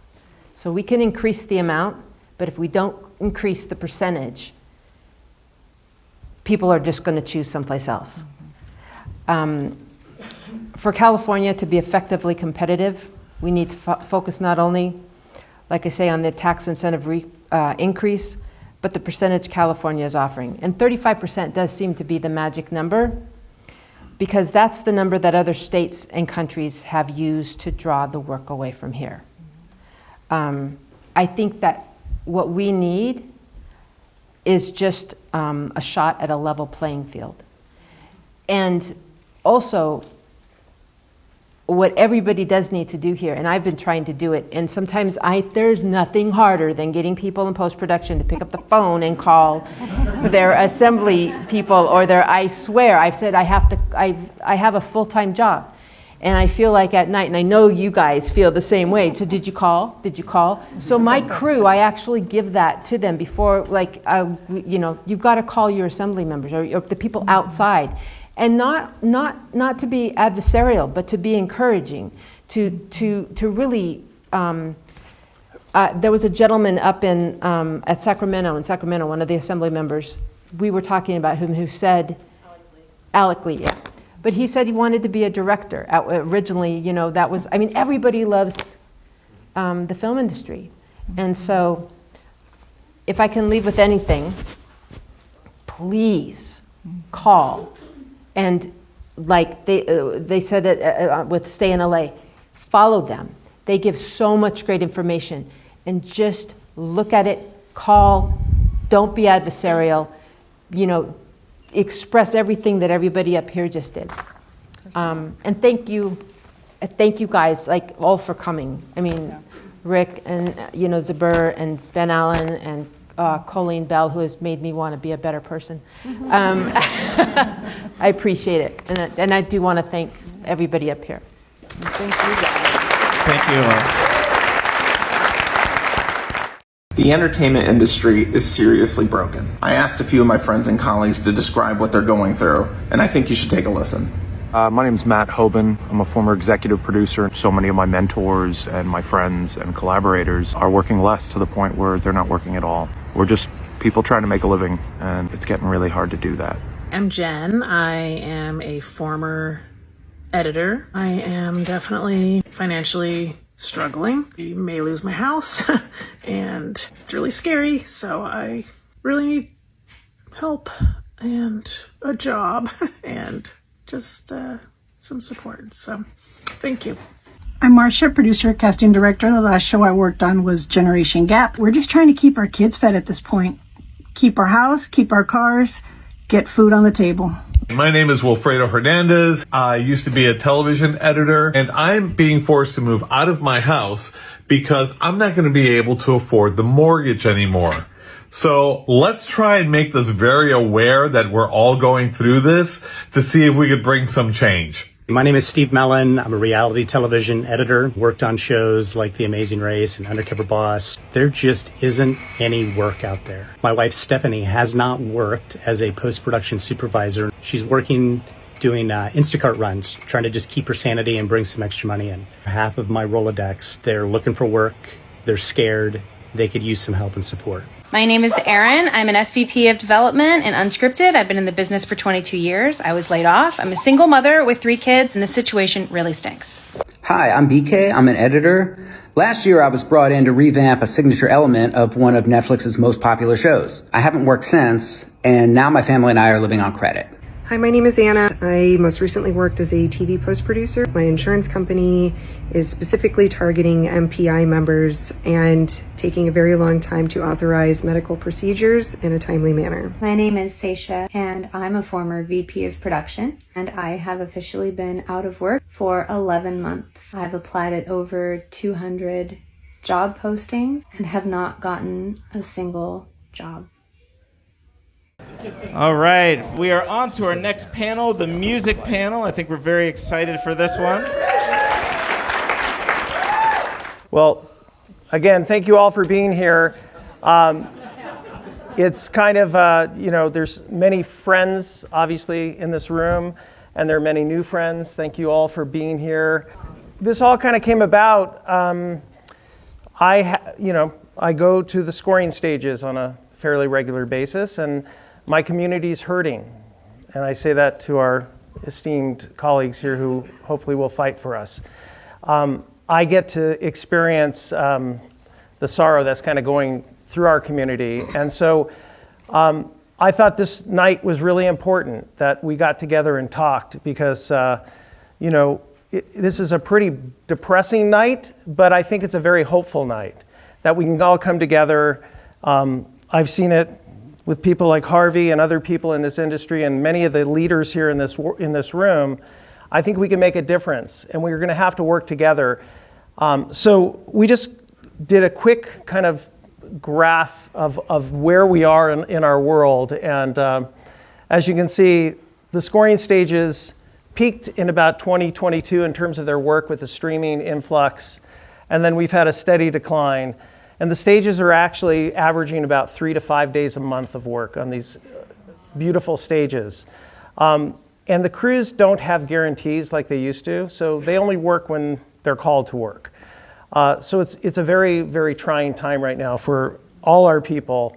And so, again, I throw it out there that we need to try and do something to save our crews and also save our iconic scoring stages.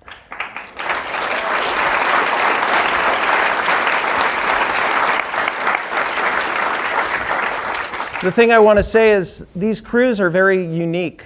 The skill sets that all these people have, are unique, just like we have our own skill sets in musicians and filmmakers. And there's no one really coming up behind them that's inspired to do this job, because why? Why would you do it? So we need to inspire people to come up and follow this career path. So again, I really wanted to highlight this tonight. Not as a blame situation, but kind of as how do we come together as a community to help one another? Because that's who I've been about my whole life, and I think it's time that we find ourselves all working together to make that happen. So I wanted to also share, we can go to the next slide. You'll see kind of the inverse of where runaway production has gone. I mean, basically, we're completely opposite of where we were. Between 2001 and 2023, we've basically flipped in terms of projects that are going to foreign countries to score. This is a huge loss in taxes for our state, a huge loss in wages for our community. And as our video started out, this affects people who own restaurants and own businesses all around these studios. We used to, when Tadeo was a studio thriving, we would go down Ventura Place and we'd have lunches all the time. And you go there now, there's just nothing. They're like, it's just very sad. So again, I want to try and be as uplifting as I can because I'm a believer in change and that we can make a difference. But it's going to take everybody in this room to do something to make this happen. And so I'm going to turn it over to Jasper now, who has got something to say about the singing community. Yes, well, when you think about music and you think about the industry, you automatically think of orchestras. You think of the instrumentalists, the violinists, the percussionists and such that form the basis of our music. But along with that is a very vibrant and important community of singers. And many of these scores have choirs on them and singers and small groups and such that we've worked with over the years. And they too have been affected. About a year ago, or about 2 years ago, I decided to do a deep dive in what I was sensing was an additional loss of work on the singer side of things. And what I found was pretty shocking. Now, before you get excited about a graph that's going up, I wanted to clarify that this upward graph is losses of jobs and wages, not an increase in work. I took a very conservative look across the metrics of what we do to the numbers of projects that were going out of town. And keep in mind that, generally speaking, where a film scores, they score. Where they do the orchestra, they're going to do the choir. Logistically, it makes no sense to come back to Los Angeles to do a choir. It's very rare and few and far between when that happens. I understand that. As a composer myself, why would you go somewhere else to do another part of your picture? So that's rare. So generally, we're the baby thrown out with the bathwater. Where they go to score, so does the choir work. We're part of SAG. We're day players, much like my colleagues here as well. But if they go outside the United States, they can do that. They're allowed to hire that, non-union singers outside of the continental U.S. So looking at a very conservative metric, the minimum that we as a community of singers would lose per film, a 3-hour session, the minimum you can hire us, a 40-piece choir, when many times overseas they're much bigger than that, 60 and 80. They're hired for entire days. Even the back end, projecting an average over the lifetime, even though it's in perpetuity, the lifetime of these projects, a very conservative number on the back end. When you project that over the last 20 years, and in fact, in the 15 years that this is based on, we lost $36 million worth of wages. That's not even the contributions attached to that. That's a very conservative estimate. If you were to project a more realistic estimate, it's upwards of $54 million. Those are dollars in our pockets that we don't stuff under the mattress. We spend at the coffee shops. We spend at the restaurants. We spend into the local economy. Those dollars are taxed back into the state's tax base. So again, a very conservative estimate, but one that has had a tragic ripple effect through the singing community. And it's one of those things where there's very little that we can do because we are part of a larger problem when that goes overseas. So that's just, a projection of where we are as a singing community. Harvey, you have... Well, thank you. Jasper, right? Yeah, Jasper.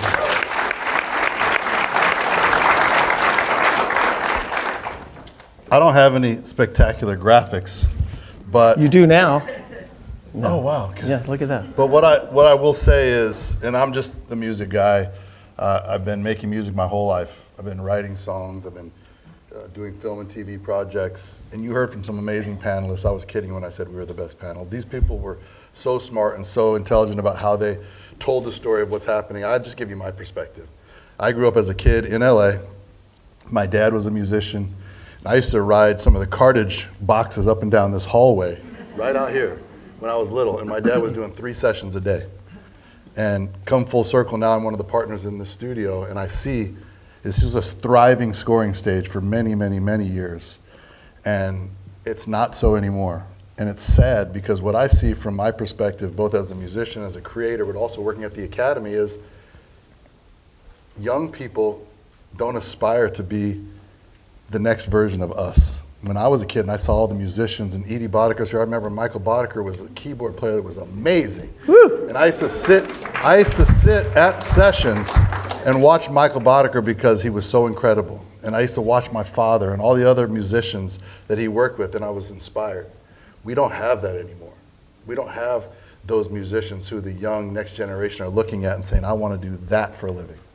Those people are all going out of the country. All the people that are dreaming of playing in studios like this beautiful place are leaving LA and they're going somewhere else. And as a musician, that's hard for me to accept. And as somebody whose job it is to advocate for music people, there are great musicians all around the world, but I think there's some really special musicians in LA.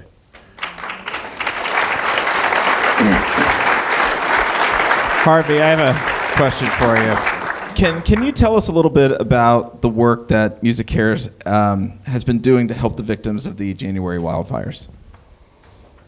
Sure. It feels like maybe a little bit off the topic of where we're headed, but I'll talk a little bit about it. I think we have to do more to help our music community beyond the fires. I think we got to figure out a solution to help our community every day, whether there's fires or strikes or other things that happen in COVID. So during COVID, I know you didn't ask us, we raised almost $30 million that went back into the music community to help people who had lost wages, lost jobs.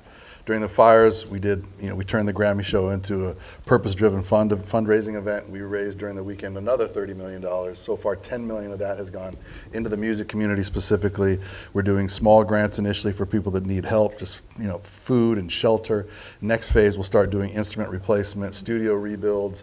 These are the kind of things that Music Cares exists to do, and this is why the Academy is important. And that's actually why I work in the role at the Academy. I love the trophies. I love the Grammys. You have some Grammys, right? No. You have Grammys? I don't. Maybe, I don't know.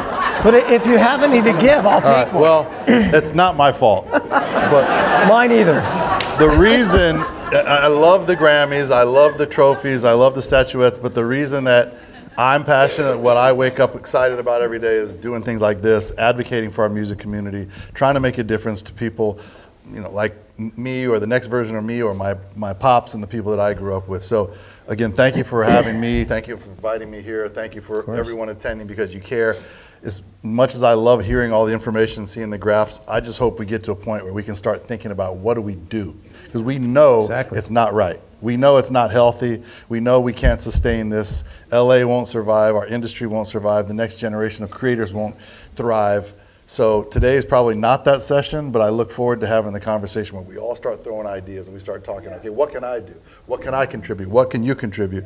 And how do we build a solution? Because to me, that's when we'll start making up some ground. Absolutely.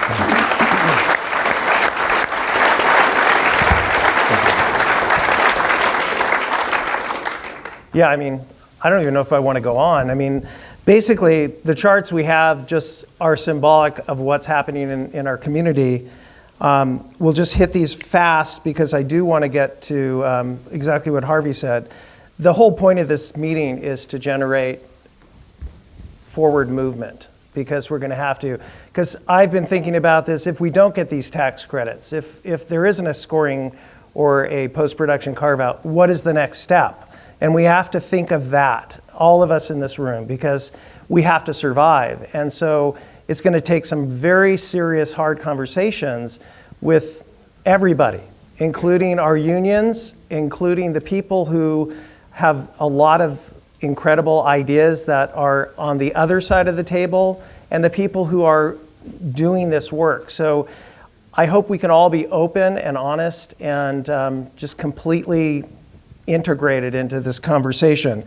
We know that all of this work is going overseas. If LA costs 100%, London is 80%.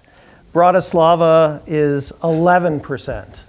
So for someone living in Los Angeles to try and make a living, we can't compete against these places. And the other thing is London, they have healthcare that's given to their musicians. They have pensions that are given to their musicians. So when I do a budget to try and compete against London, even though our musicians make less money, and we can go to that next slide really quick. So on an average, the musicians in London make about $147 an hour, and the musicians in LA make about $117. You see all the pricing around the world. We have to add taxes, we have to add health and welfare and pension, and so our rates go up. So we're kind of in a place where I can't even compete anymore. The budgets, I'm sure all my contractor friends, Tim and everyone else in the room, we just can't compete. So it's so important that we get some support, that we get some tax incentives that can level that playing field. I hear people talk about we need to be apples to apples with everyone else. We can't be. That's everyone else. Yeah. Who in the room can afford to work on 10 cents of the dollar? At some point, you can only chase the bottom so far.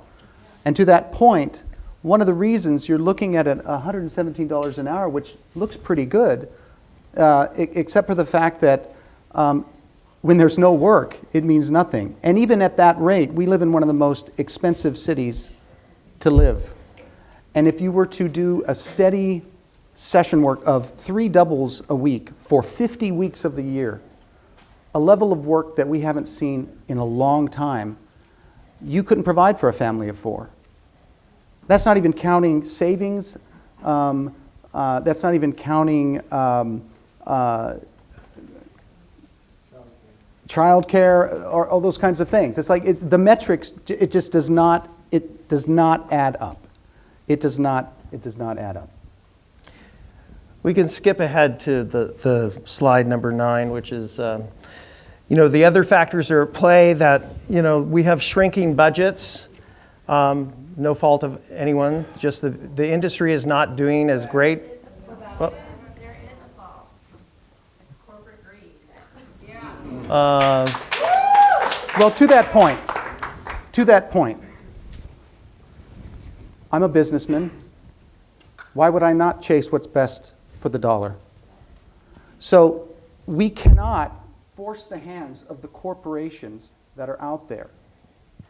That's been proven. Whether you're the union, whether you're a segment of the industry, you cannot force these corporations to do something that's not going to make good business sense. I sit in these negotiating committees at SAG-AFTRA on this code across the table, and I tell my colleagues that we can spend as much time as we want here, but if we walk out of that room and the solutions we reach do not make good business sense, we have wasted our time, and we've wasted the time of our members. So the fact that we cannot strong-arm, for lack of a better term, our employers, what's the option?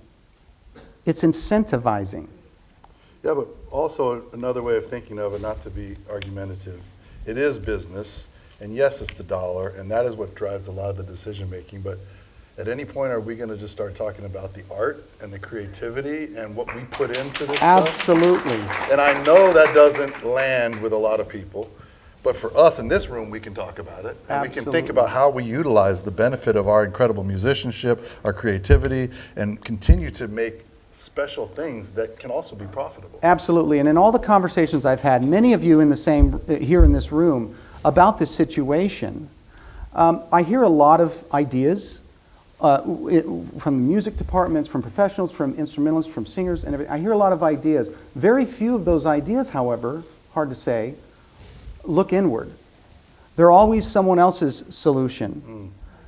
This corporations, if only the unions would bend. The unions, if only the corporations would bend. All of us, if only the legislators would bend. And what we need to understand, and I think we all in this room do, is that we are all spokes on a wheel. And this is going to take a lift from every part of this equation. The studios committing to the art and the history that we have here in town. The legislatures realizing that the tax rate of 0 is 0.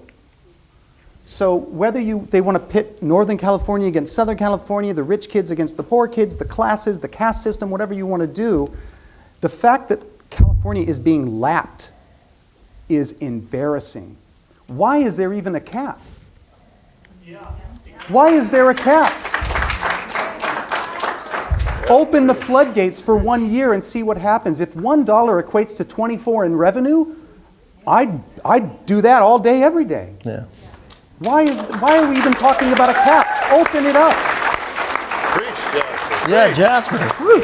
And to your point of the artistry and stuff, we've gotten away from that, and I say we, the larger picture, the people who loved this art and built the studios from that has now become a corporate environment where it's all about the almighty dollar, and the heart and soul of this community is being crushed by that. So we need to break through that and shout from the rooftops, as you're doing, about the heart and soul of this industry and how much we love it. And it's going to take pain and a lift from all of us. Yes, it's going to take the studios spending a little more money. It's going to take more tax incentives.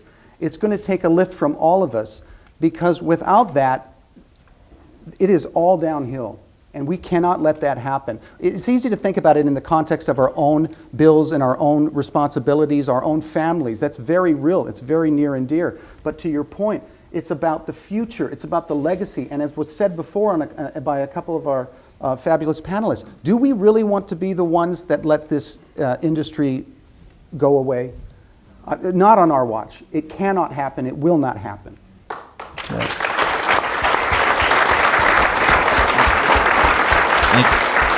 Thank you, Jasper. Question for you. On that residual slide, can you clarify what we saw there? That the graph is low in recent years. Was that to me? Yes. Well, residuals are very complicated. I get asked many times by clients and fellow colleagues, and thank you for my fellow contractors and singers that are here today representing our community. Much love to you. It's very complicated. Keep in mind that there are many different tiers of residuals. There's many different structures. Streaming is different from theatrical film. Television is different from streaming. The way that it's figured as far as whether it's an unmoving pot of a percentage of money that's shared or it's based on monies earned. But every metric of those is going down. So if someone says, well, the wages are going down, but at least you have your residuals, well, those are going to shit too. So at some point, it doesn't add up. It's too complicated to get into the metrics of what it makes up. All I know that every projection of every residual is straight down. I think because we're running long, I just want to kind of close our segment by saying this. We need to, as a community, we need to modernize without cannibalizing what we have. We need to figure out a way to talk across the aisle with our partners and our friends, people who are in this industry, who are in the same positions of making decisions of where things are going to go, what's going to happen. I think it's really important that we ask the question of what is it that, we have to come together and talk. What is it that you need to make this work? Well, what do we need? And coming to an agreement together, sometimes I think we miss the mark because we're just adversarial against one another. And I understand when you say corporate greed and everything else, but I know the people I work with, and I know the people I talk to on a daily basis, and they care a lot about us. I can't speak for the people above them, but the people I work with on a daily basis, they love us, and they really want to do things here. But their hands are often tied too. So I think we really need to come together and find out what it is, and then we need to talk to our unions and to the people who are with us to see what can possibly be done without cannibalizing what we have and what we've built and the safeties and securities we have, but to offer a new place where we can grow together, because the industry isn't what the industry was 10 years ago, 20 years ago. It's obviously different. And so we need to be wise about how we're handling these things. And I say to the people who are in this room, who hire me, who hire Harvey, who hire Jasper, and I'm not kissing your butts, I'm just saying, we appreciate what you are doing and what you are trying to do, because without you, we don't survive. And I believe that, to Harvey's point, there's so much beautiful talent and beautiful spirit in this community that we want to be here for you. So let's talk. And I think the whole point, like I said, of tonight, this was my dream to have this happen here with such amazing counterparts, such amazing partners to talk about our community. So I'm hopeful that something is going to come about from this. And again, as I said to both of you gentlemen, we need you. We need you to give us a lift up so that the rest can kind of organically come together. So whatever that takes, if it's 1 million phone calls, if whatever it is, we are here to do that tonight.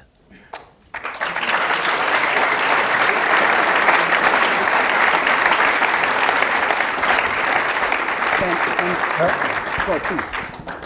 Have we started having that dialogue? Maybe you have independently, but is there space for us to just start saying, we've got some amazing people in the room tonight. What is it that we need to change to enable you to keep some of that work here? Is that a dialogue that...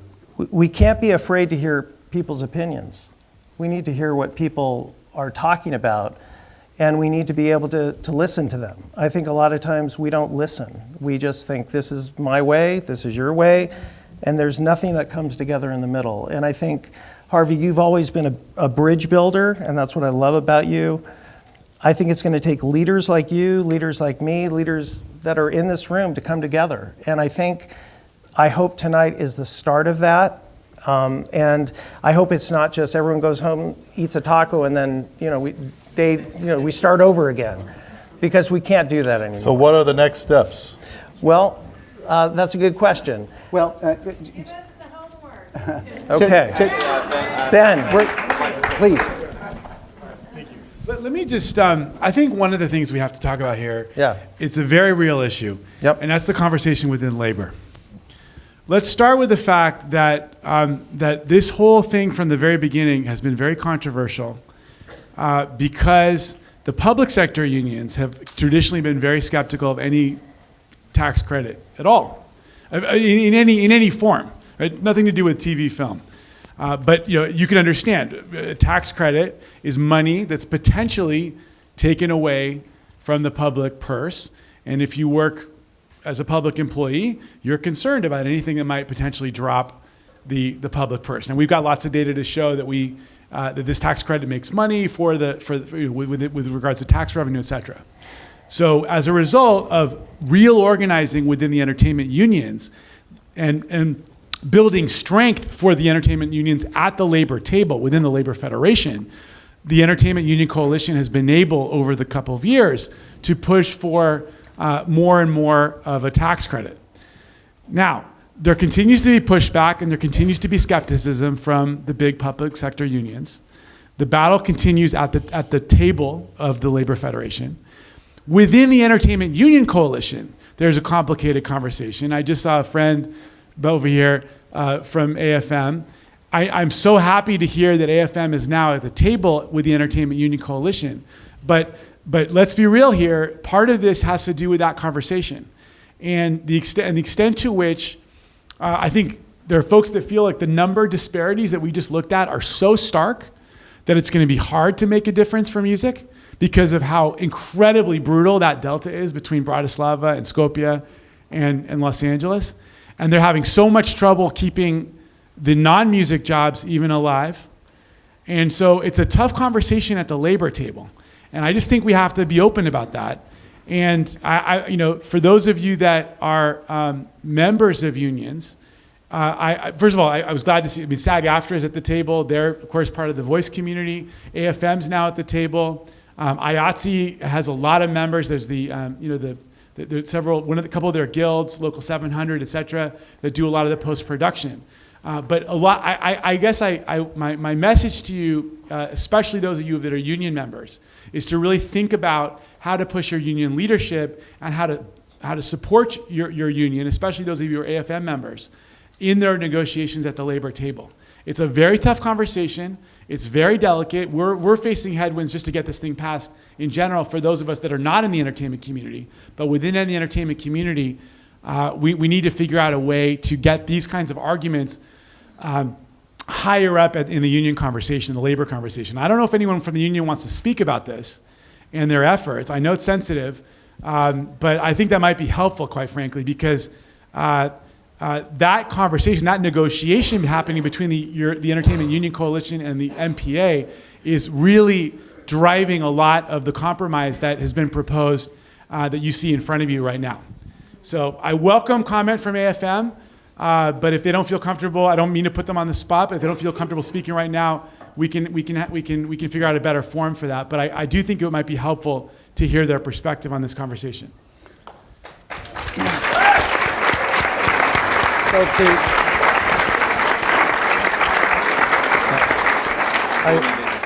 we got to keep going. Hold on, she's. Oh, Stephanie. Okay.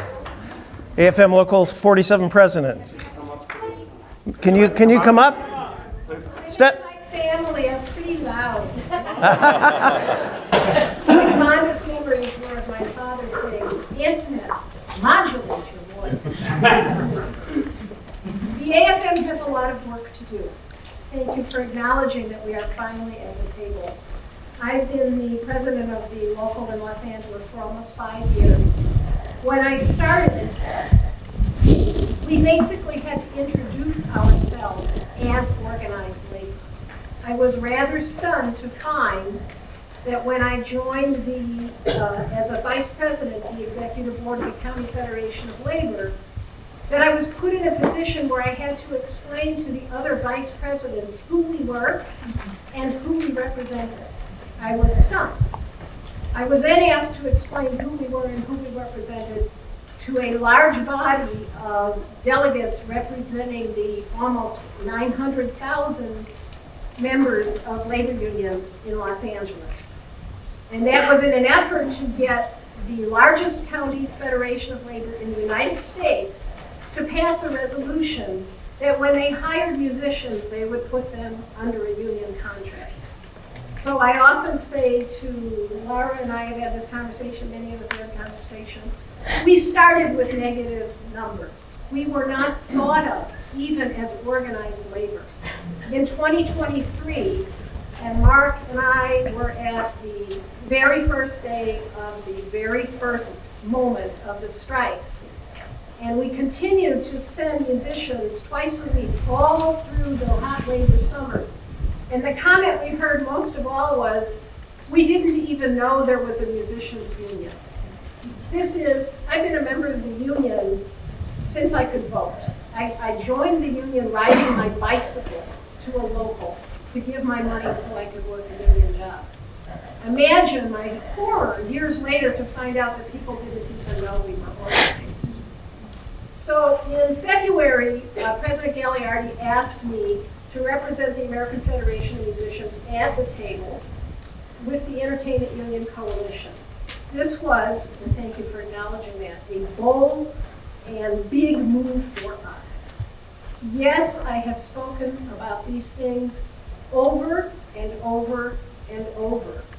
Am I moving the dial? Yes, I think I'm moving the dial.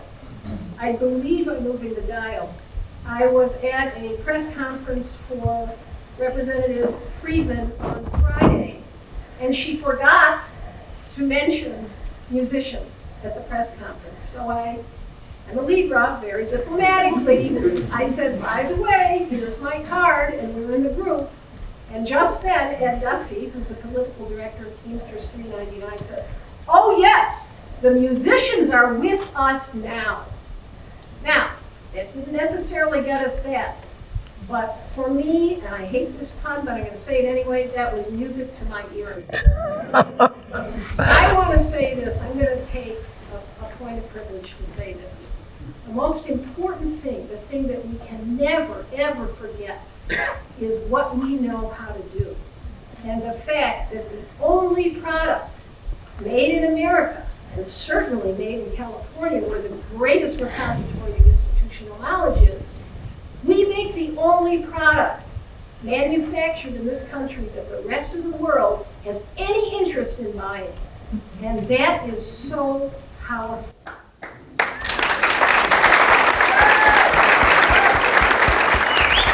Thank you so much.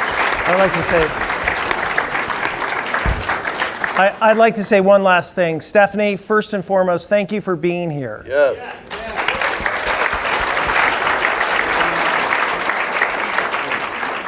Secondly, it would be my treat, I'll pay for it.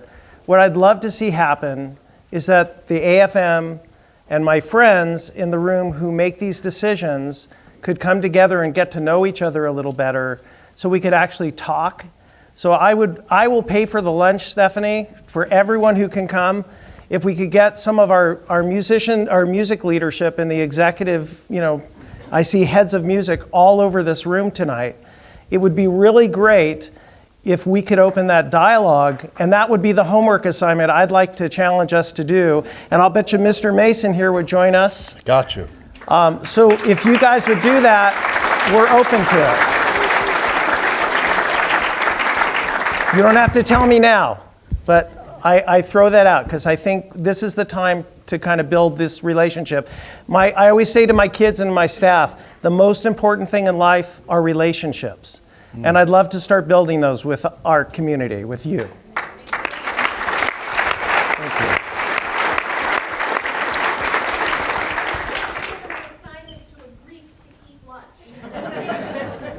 Anywhere you want to go. Anyway, we've been talking way too long. Yes, thank you so much. Let's give another round of applause for our panel, please.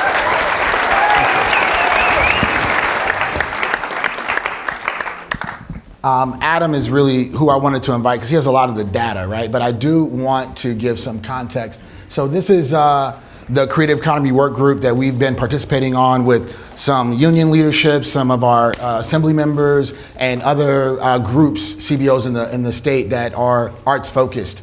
About 30 or 40 so stakeholders, and we've been meeting for like a year, having public meetings and things like that. And so some of the things we're going to talk about are things that we discovered independently or within that group. The group is actually responsible for giving a report of suggestions to the legislative body about what we can do to grow our creative economy. And that report will come out later in June. So it's still in progress, but I just wanted to give you guys some context, not only for how we know each other, but why we've been steeped in this work. So you can go to the next slide. This is actually one of Adam's slides that really I thought I should share. What it's showing is the New York tax credit, which is a carve out from the larger tax credit, and the job growth in New York and the job decline we saw in California since 2010, since that tax credit was introduced.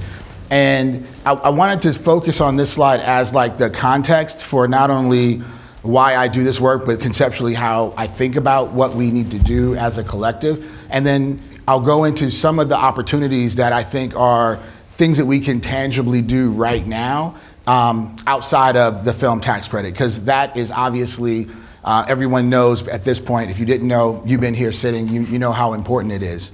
What you're seeing here is what McKinsey and Associates dealt with and what big airlines dealt with when you see disruption, right, in your industry.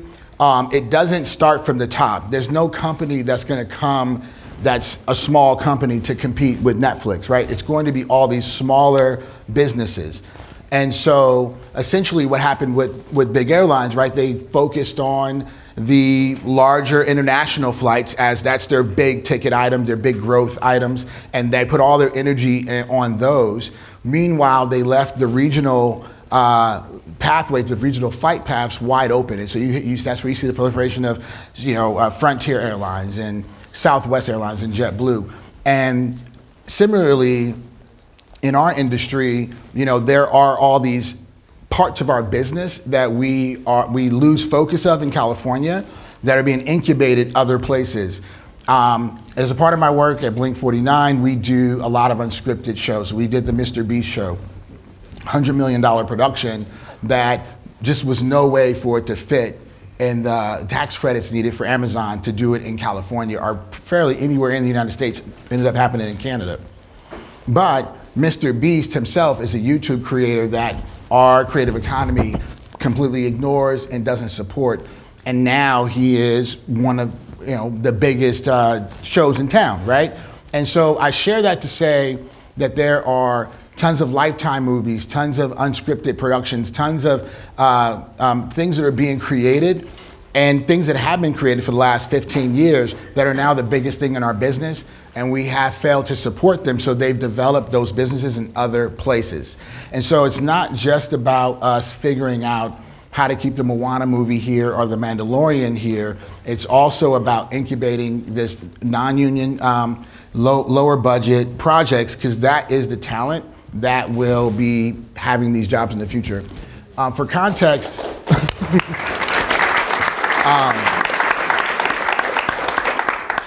thank you. So for context, I'll share a little bit about, in a minute, what we do at the Handy Foundation. It's basically an apprenticeship project, and I'll go deeper into it, but just as a story, to get context for how we can do that from the jobs perspective. When I started Handy Foundation like 5 years ago, everyone wanted us to focus on diversity and getting diverse talent in now. And they wanted editors and above the line folks. And having been in this industry my whole life, I started when I was 14 years old, I know that it's really a master and apprentice type business. You work under someone and you learn in the future. So what we focused on was creating apprenticeships, and not only creating apprenticeships, but our apprenticeships created brand new jobs. We took the money from the corporate giving to DEI and things like that, and we said, why don't you take that money and hire an additional body, right? So we added apprenticeships to shows like all the Power Universe shows, all the Walking Dead shows, things like that, America's Got Talent, et cetera. So we've done about 125 placements over the last 5 years of these apprentices. And those apprentices are now growing up on these shows and have become some of them have become editors and other things like that. But that's how you incubate that workforce, because those people will stay in LA and live and work here and help grow the business and be the innovators of the future. Ricardo, I have a question. Which is, since we're talking about beyond the state credit, is California and your peers, looking to lobby for a more federal credit beyond the state credit? I mean, that would be wonderful. I mean, that's a step that is above what I'm up to. I'm just really getting into the political sphere of lobbying and talking about, actually passing bills. But I would love to help advocate for that if someone's working on it, right? But I did want to share this slide because these are incentives and opportunities specifically for my folks that are head of production, head of post, they're at a company, studio, etc. These are basically opportunities, areas of opportunity where, you're not going to maybe get 20% of your budget taken care of, but there are ways to buy down the cost of your labor with some of the existing programs. So, for example, the employee training panel that's money that we all pay into payroll, but construction and hospitality and the medical field, they all use these to upskill their workers existing inside of their business. Money that programs you're paying into the state through payroll, through your taxes, through your W-2, that can then be applied to actual upskilling your employees to keep them and retain them if they need to learn new things, right? The iBank there's a tons of, you guys, this is more something just making you aware that you can go do a deeper dive on, but you can go, there's also SBA loans and all kind of small business opportunities that are for California businesses to retain California business here. And these are things that we don't necessarily normally think of as entertainment facing things, but these are just business things that are available to businesses in California. And then finally, California Jobs First. Actually, the priority, one of the sector priorities finally is film and television, and there's a lot of new incentives around apprenticeship and that are going to be available through grants that you can apply for if you partner with registered apprenticeship programs. So that's just stuff that I want to make you guys aware of, but I want to go to the next slide. This is my final slide before I pass it to Adam, who has a lot more info than I do, but this right here, right now is about $4 million in funding for apprentices, and there's about $10 more million to come through COIA grants, and there's a bunch of other opportunities for individual productions to hire some of these apprentices across all different kinds of job titles. And another way to buy down the cost of your overall production, because not only is there training paid for, but up to like 1,000 hours sometimes in some cases, their labor can be supplemented. And this is not just, apprentices aren't always just young kids. These are just folks that are learning a new skill and entering into that business, especially, for example, we work with the California Film Commission, the IA Training Trust, and training folks that are a part of the tax credit program. And sometimes, when you talked about visual effects earlier, some of those folks that come from, traditional jobs like building sets, for example, upskilling those folks to virtual production to build virtual sets and things like that. So these are the kind of things we're utilizing this program for. So these are all the programs that are part of the High Road Training Program in California, and these are apprentice dollars that are available now to your companies. Music Forward focuses on a lot of the music jobs, even focuses on live action jobs or live entertainment jobs. Handy Foundation, we do apprentice editors, coordinators, hair and makeup, a lot of the live filming skills, and Brick is mostly focused on animation. And Keycode does a lot of the engineering and behind the scenes jobs. So I just encourage you guys all to, especially if you're a vendor or you own a production company or you have a studio position where you're trying to figure out how to keep a job or a project here in California, these are just some simple ideas. They're not going to get you the millions of dollars, but in aggregate, our hope is right now we have a formal partnership with Netflix, NBC, AMC, road crew, and they use our apprentices. And the idea that we're talking about now is how can we scale that across multiple shows and aggregate some of these opportunities, because these grants, if they don't get used, they just go away, right? So I don't want to leave $10 million on the table for the workers in California. Adam.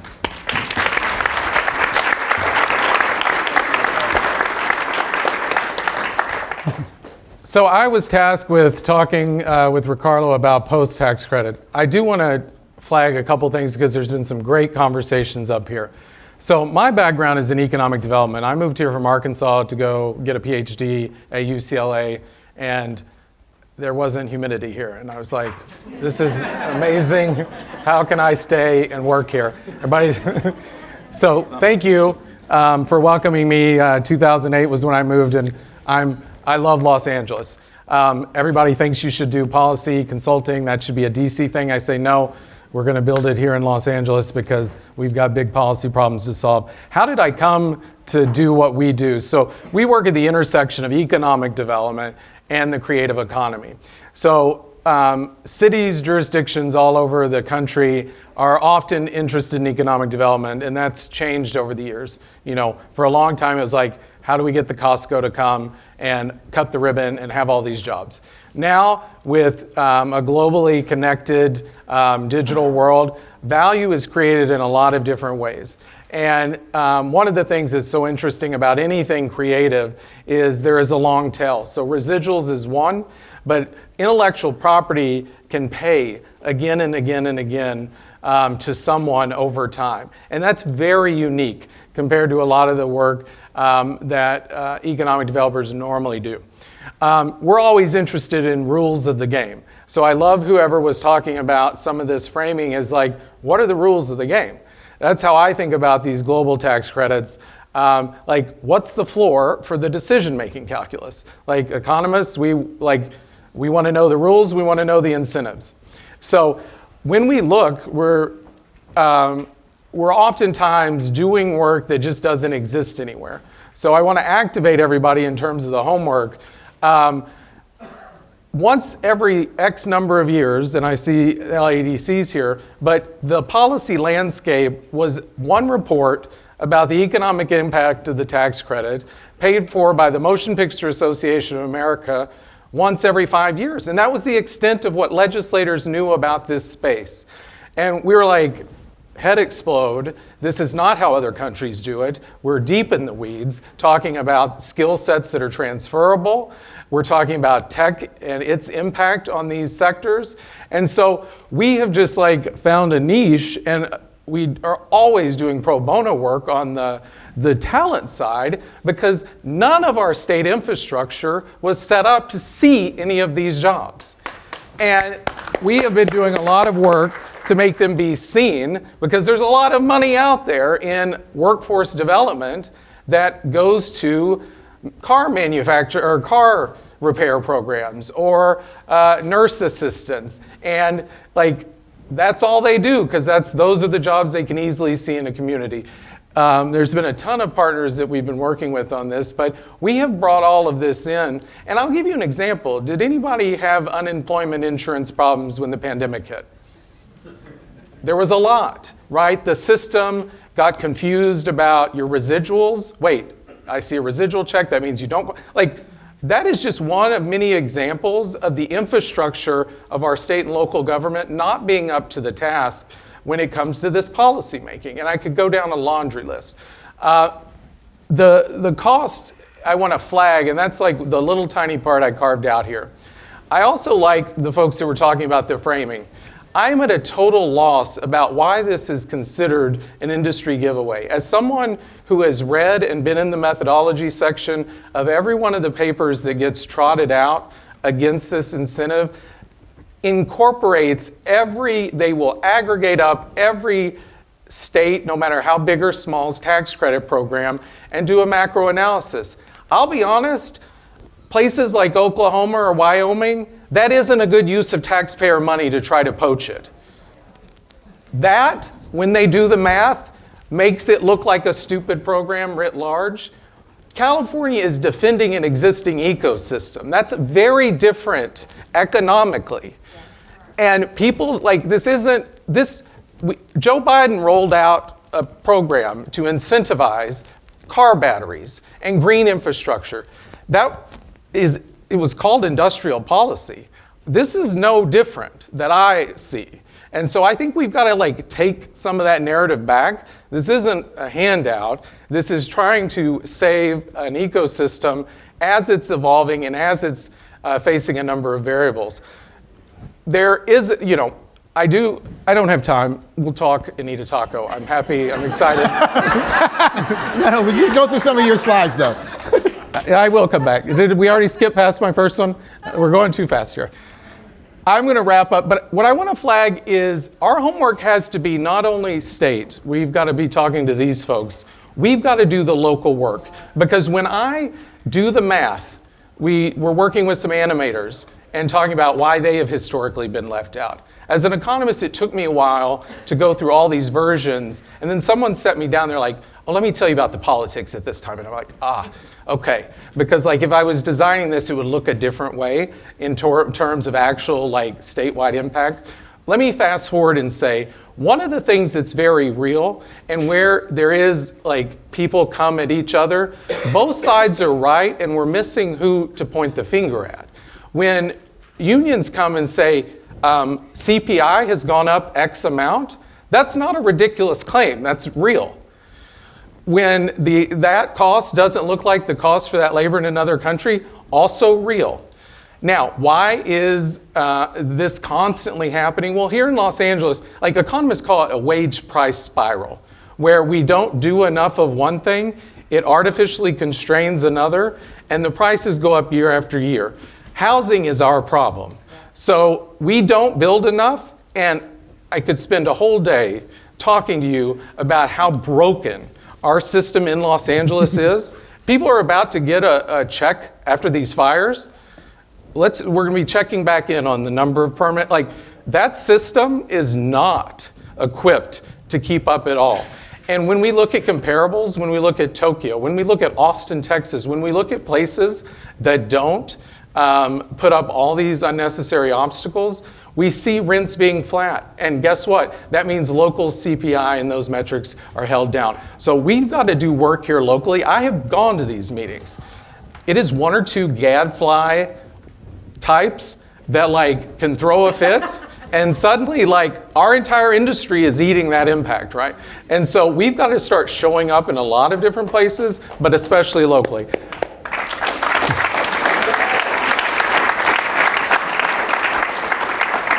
I would like to say in terms of where we have crosswalked other skills. So there are a whole lot of IATSE trades that if we had a better regulatory structure could plug in at other places. We are losing live music venues at a clip we have not seen. I could go through a whole list of live performing arts that we are losing. And I have a thing go to the next one. This is just a sample, but that is all being eaten alive. And so, when we talk to people like Las Vegas, we've looked at the migration of choreographers. We have looked at the migrations of a lot of different people that take jobs where there is growth and where they've been building housing, and that's across the border.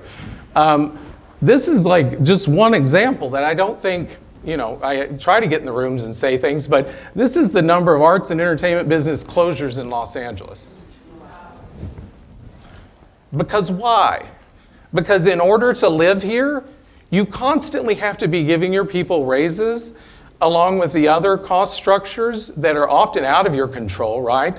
Trade war, suddenly a place that has to have a cocktail at intermission of a theater show is going to have a markup on tequila. That's something that isn't in local control. The things, housing that go into those wages is in local control, and we've got to start thinking more seriously about that. I'll wrap up before I go totally off script. We have got to figure this out in a very serious way. It is I can't tell you the number of times we are actively, somebody mentioned at the beginning in the state capitol where Los Angeles legislators aren't all unified about the industry. We are not all unified about needing more supply to bring down the cost of housing. In fact, the Bay Area is starting to do better and get some legislators that are like taking this more seriously. We are asleep at the wheel with our folks, and we've got to start making calls and get real, because there is we're finishing up a report now where I have done the math. If we imagine a world without tax credits, we've still got a runaway cost problem, right? Like, let's say all else equal, there's still a reason to take that work elsewhere. And so we've got to use this. We're trying to think about it as a bridge. Keep the community together, let's get this bill across the line, but we've got to do some work after that, because this, if anything, gives us a minute to breathe and like try to focus on some of these other things. So I'll end there. We'll have a taco and talk more, but... And let's again give another round of applause for Ricardo Handy and Adam Fowler, please. I just want to read something really quick, a little closing statement. A bunch of people are asking about how to get in touch with who you're supposed to call. It's not Ghostbusters, but we're going to send out, hopefully you guys can help us. We'll get the names and phone numbers of all the people that you need to call, and then we will make sure you have that. And if you haven't noticed, I am kind of a heart guy. I like to talk from my heart, so I'm going to end this with something that I hope will penetrate all of you. As we leave here tonight, I hope that this town hall event helps to initiate an ongoing dialogue between our collective and diverse communities, and that it ultimately leads us all to create a better future for our entertainment community, for our city, and for California. To end the town hall event, I'd like to share a very brief native South American proverb, which I feel is timely for where we are today. One terrible day, a fire broke out in a forest. A huge woodlands was suddenly engulfed by a raging wildfire. Frightened, all of the animals fled their homes and ran out of the forest. As they came to the edge of a stream, they stopped and looked back to watch the fire. They were feeling discouraged and powerless as they all bemoaned the destruction of their homes. Each of them thought there was nothing they could do about the fire except for one little hummingbird. This particular hummingbird decided it would go do something. It swooped into the stream and picked up a few drops of water and went into the forest and put them on the fire. Then it went back to the stream and did it again. It kept going back again and again and again. All of the other animals watched in disbelief. Some tried to discourage the hummingbird with comments like, "Don't bother, it's too much, you are too little. Your wings will burn, your beak is too tiny. It's only a drop. You can't put out this fire." And as the animals stood around disparaging the little bird's efforts, the hummingbird noticed how hopeless and forlorn they all looked. Then one of the animals shouted out and called out to the hummingbird in a mocking voice, "What do you think you are doing?" And the hummingbird, without wasting time or losing a beat, looked back and said, "The forest is my home. It feeds me.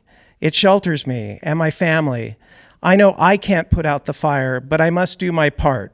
I am doing what I can." Please, we all must do what we can.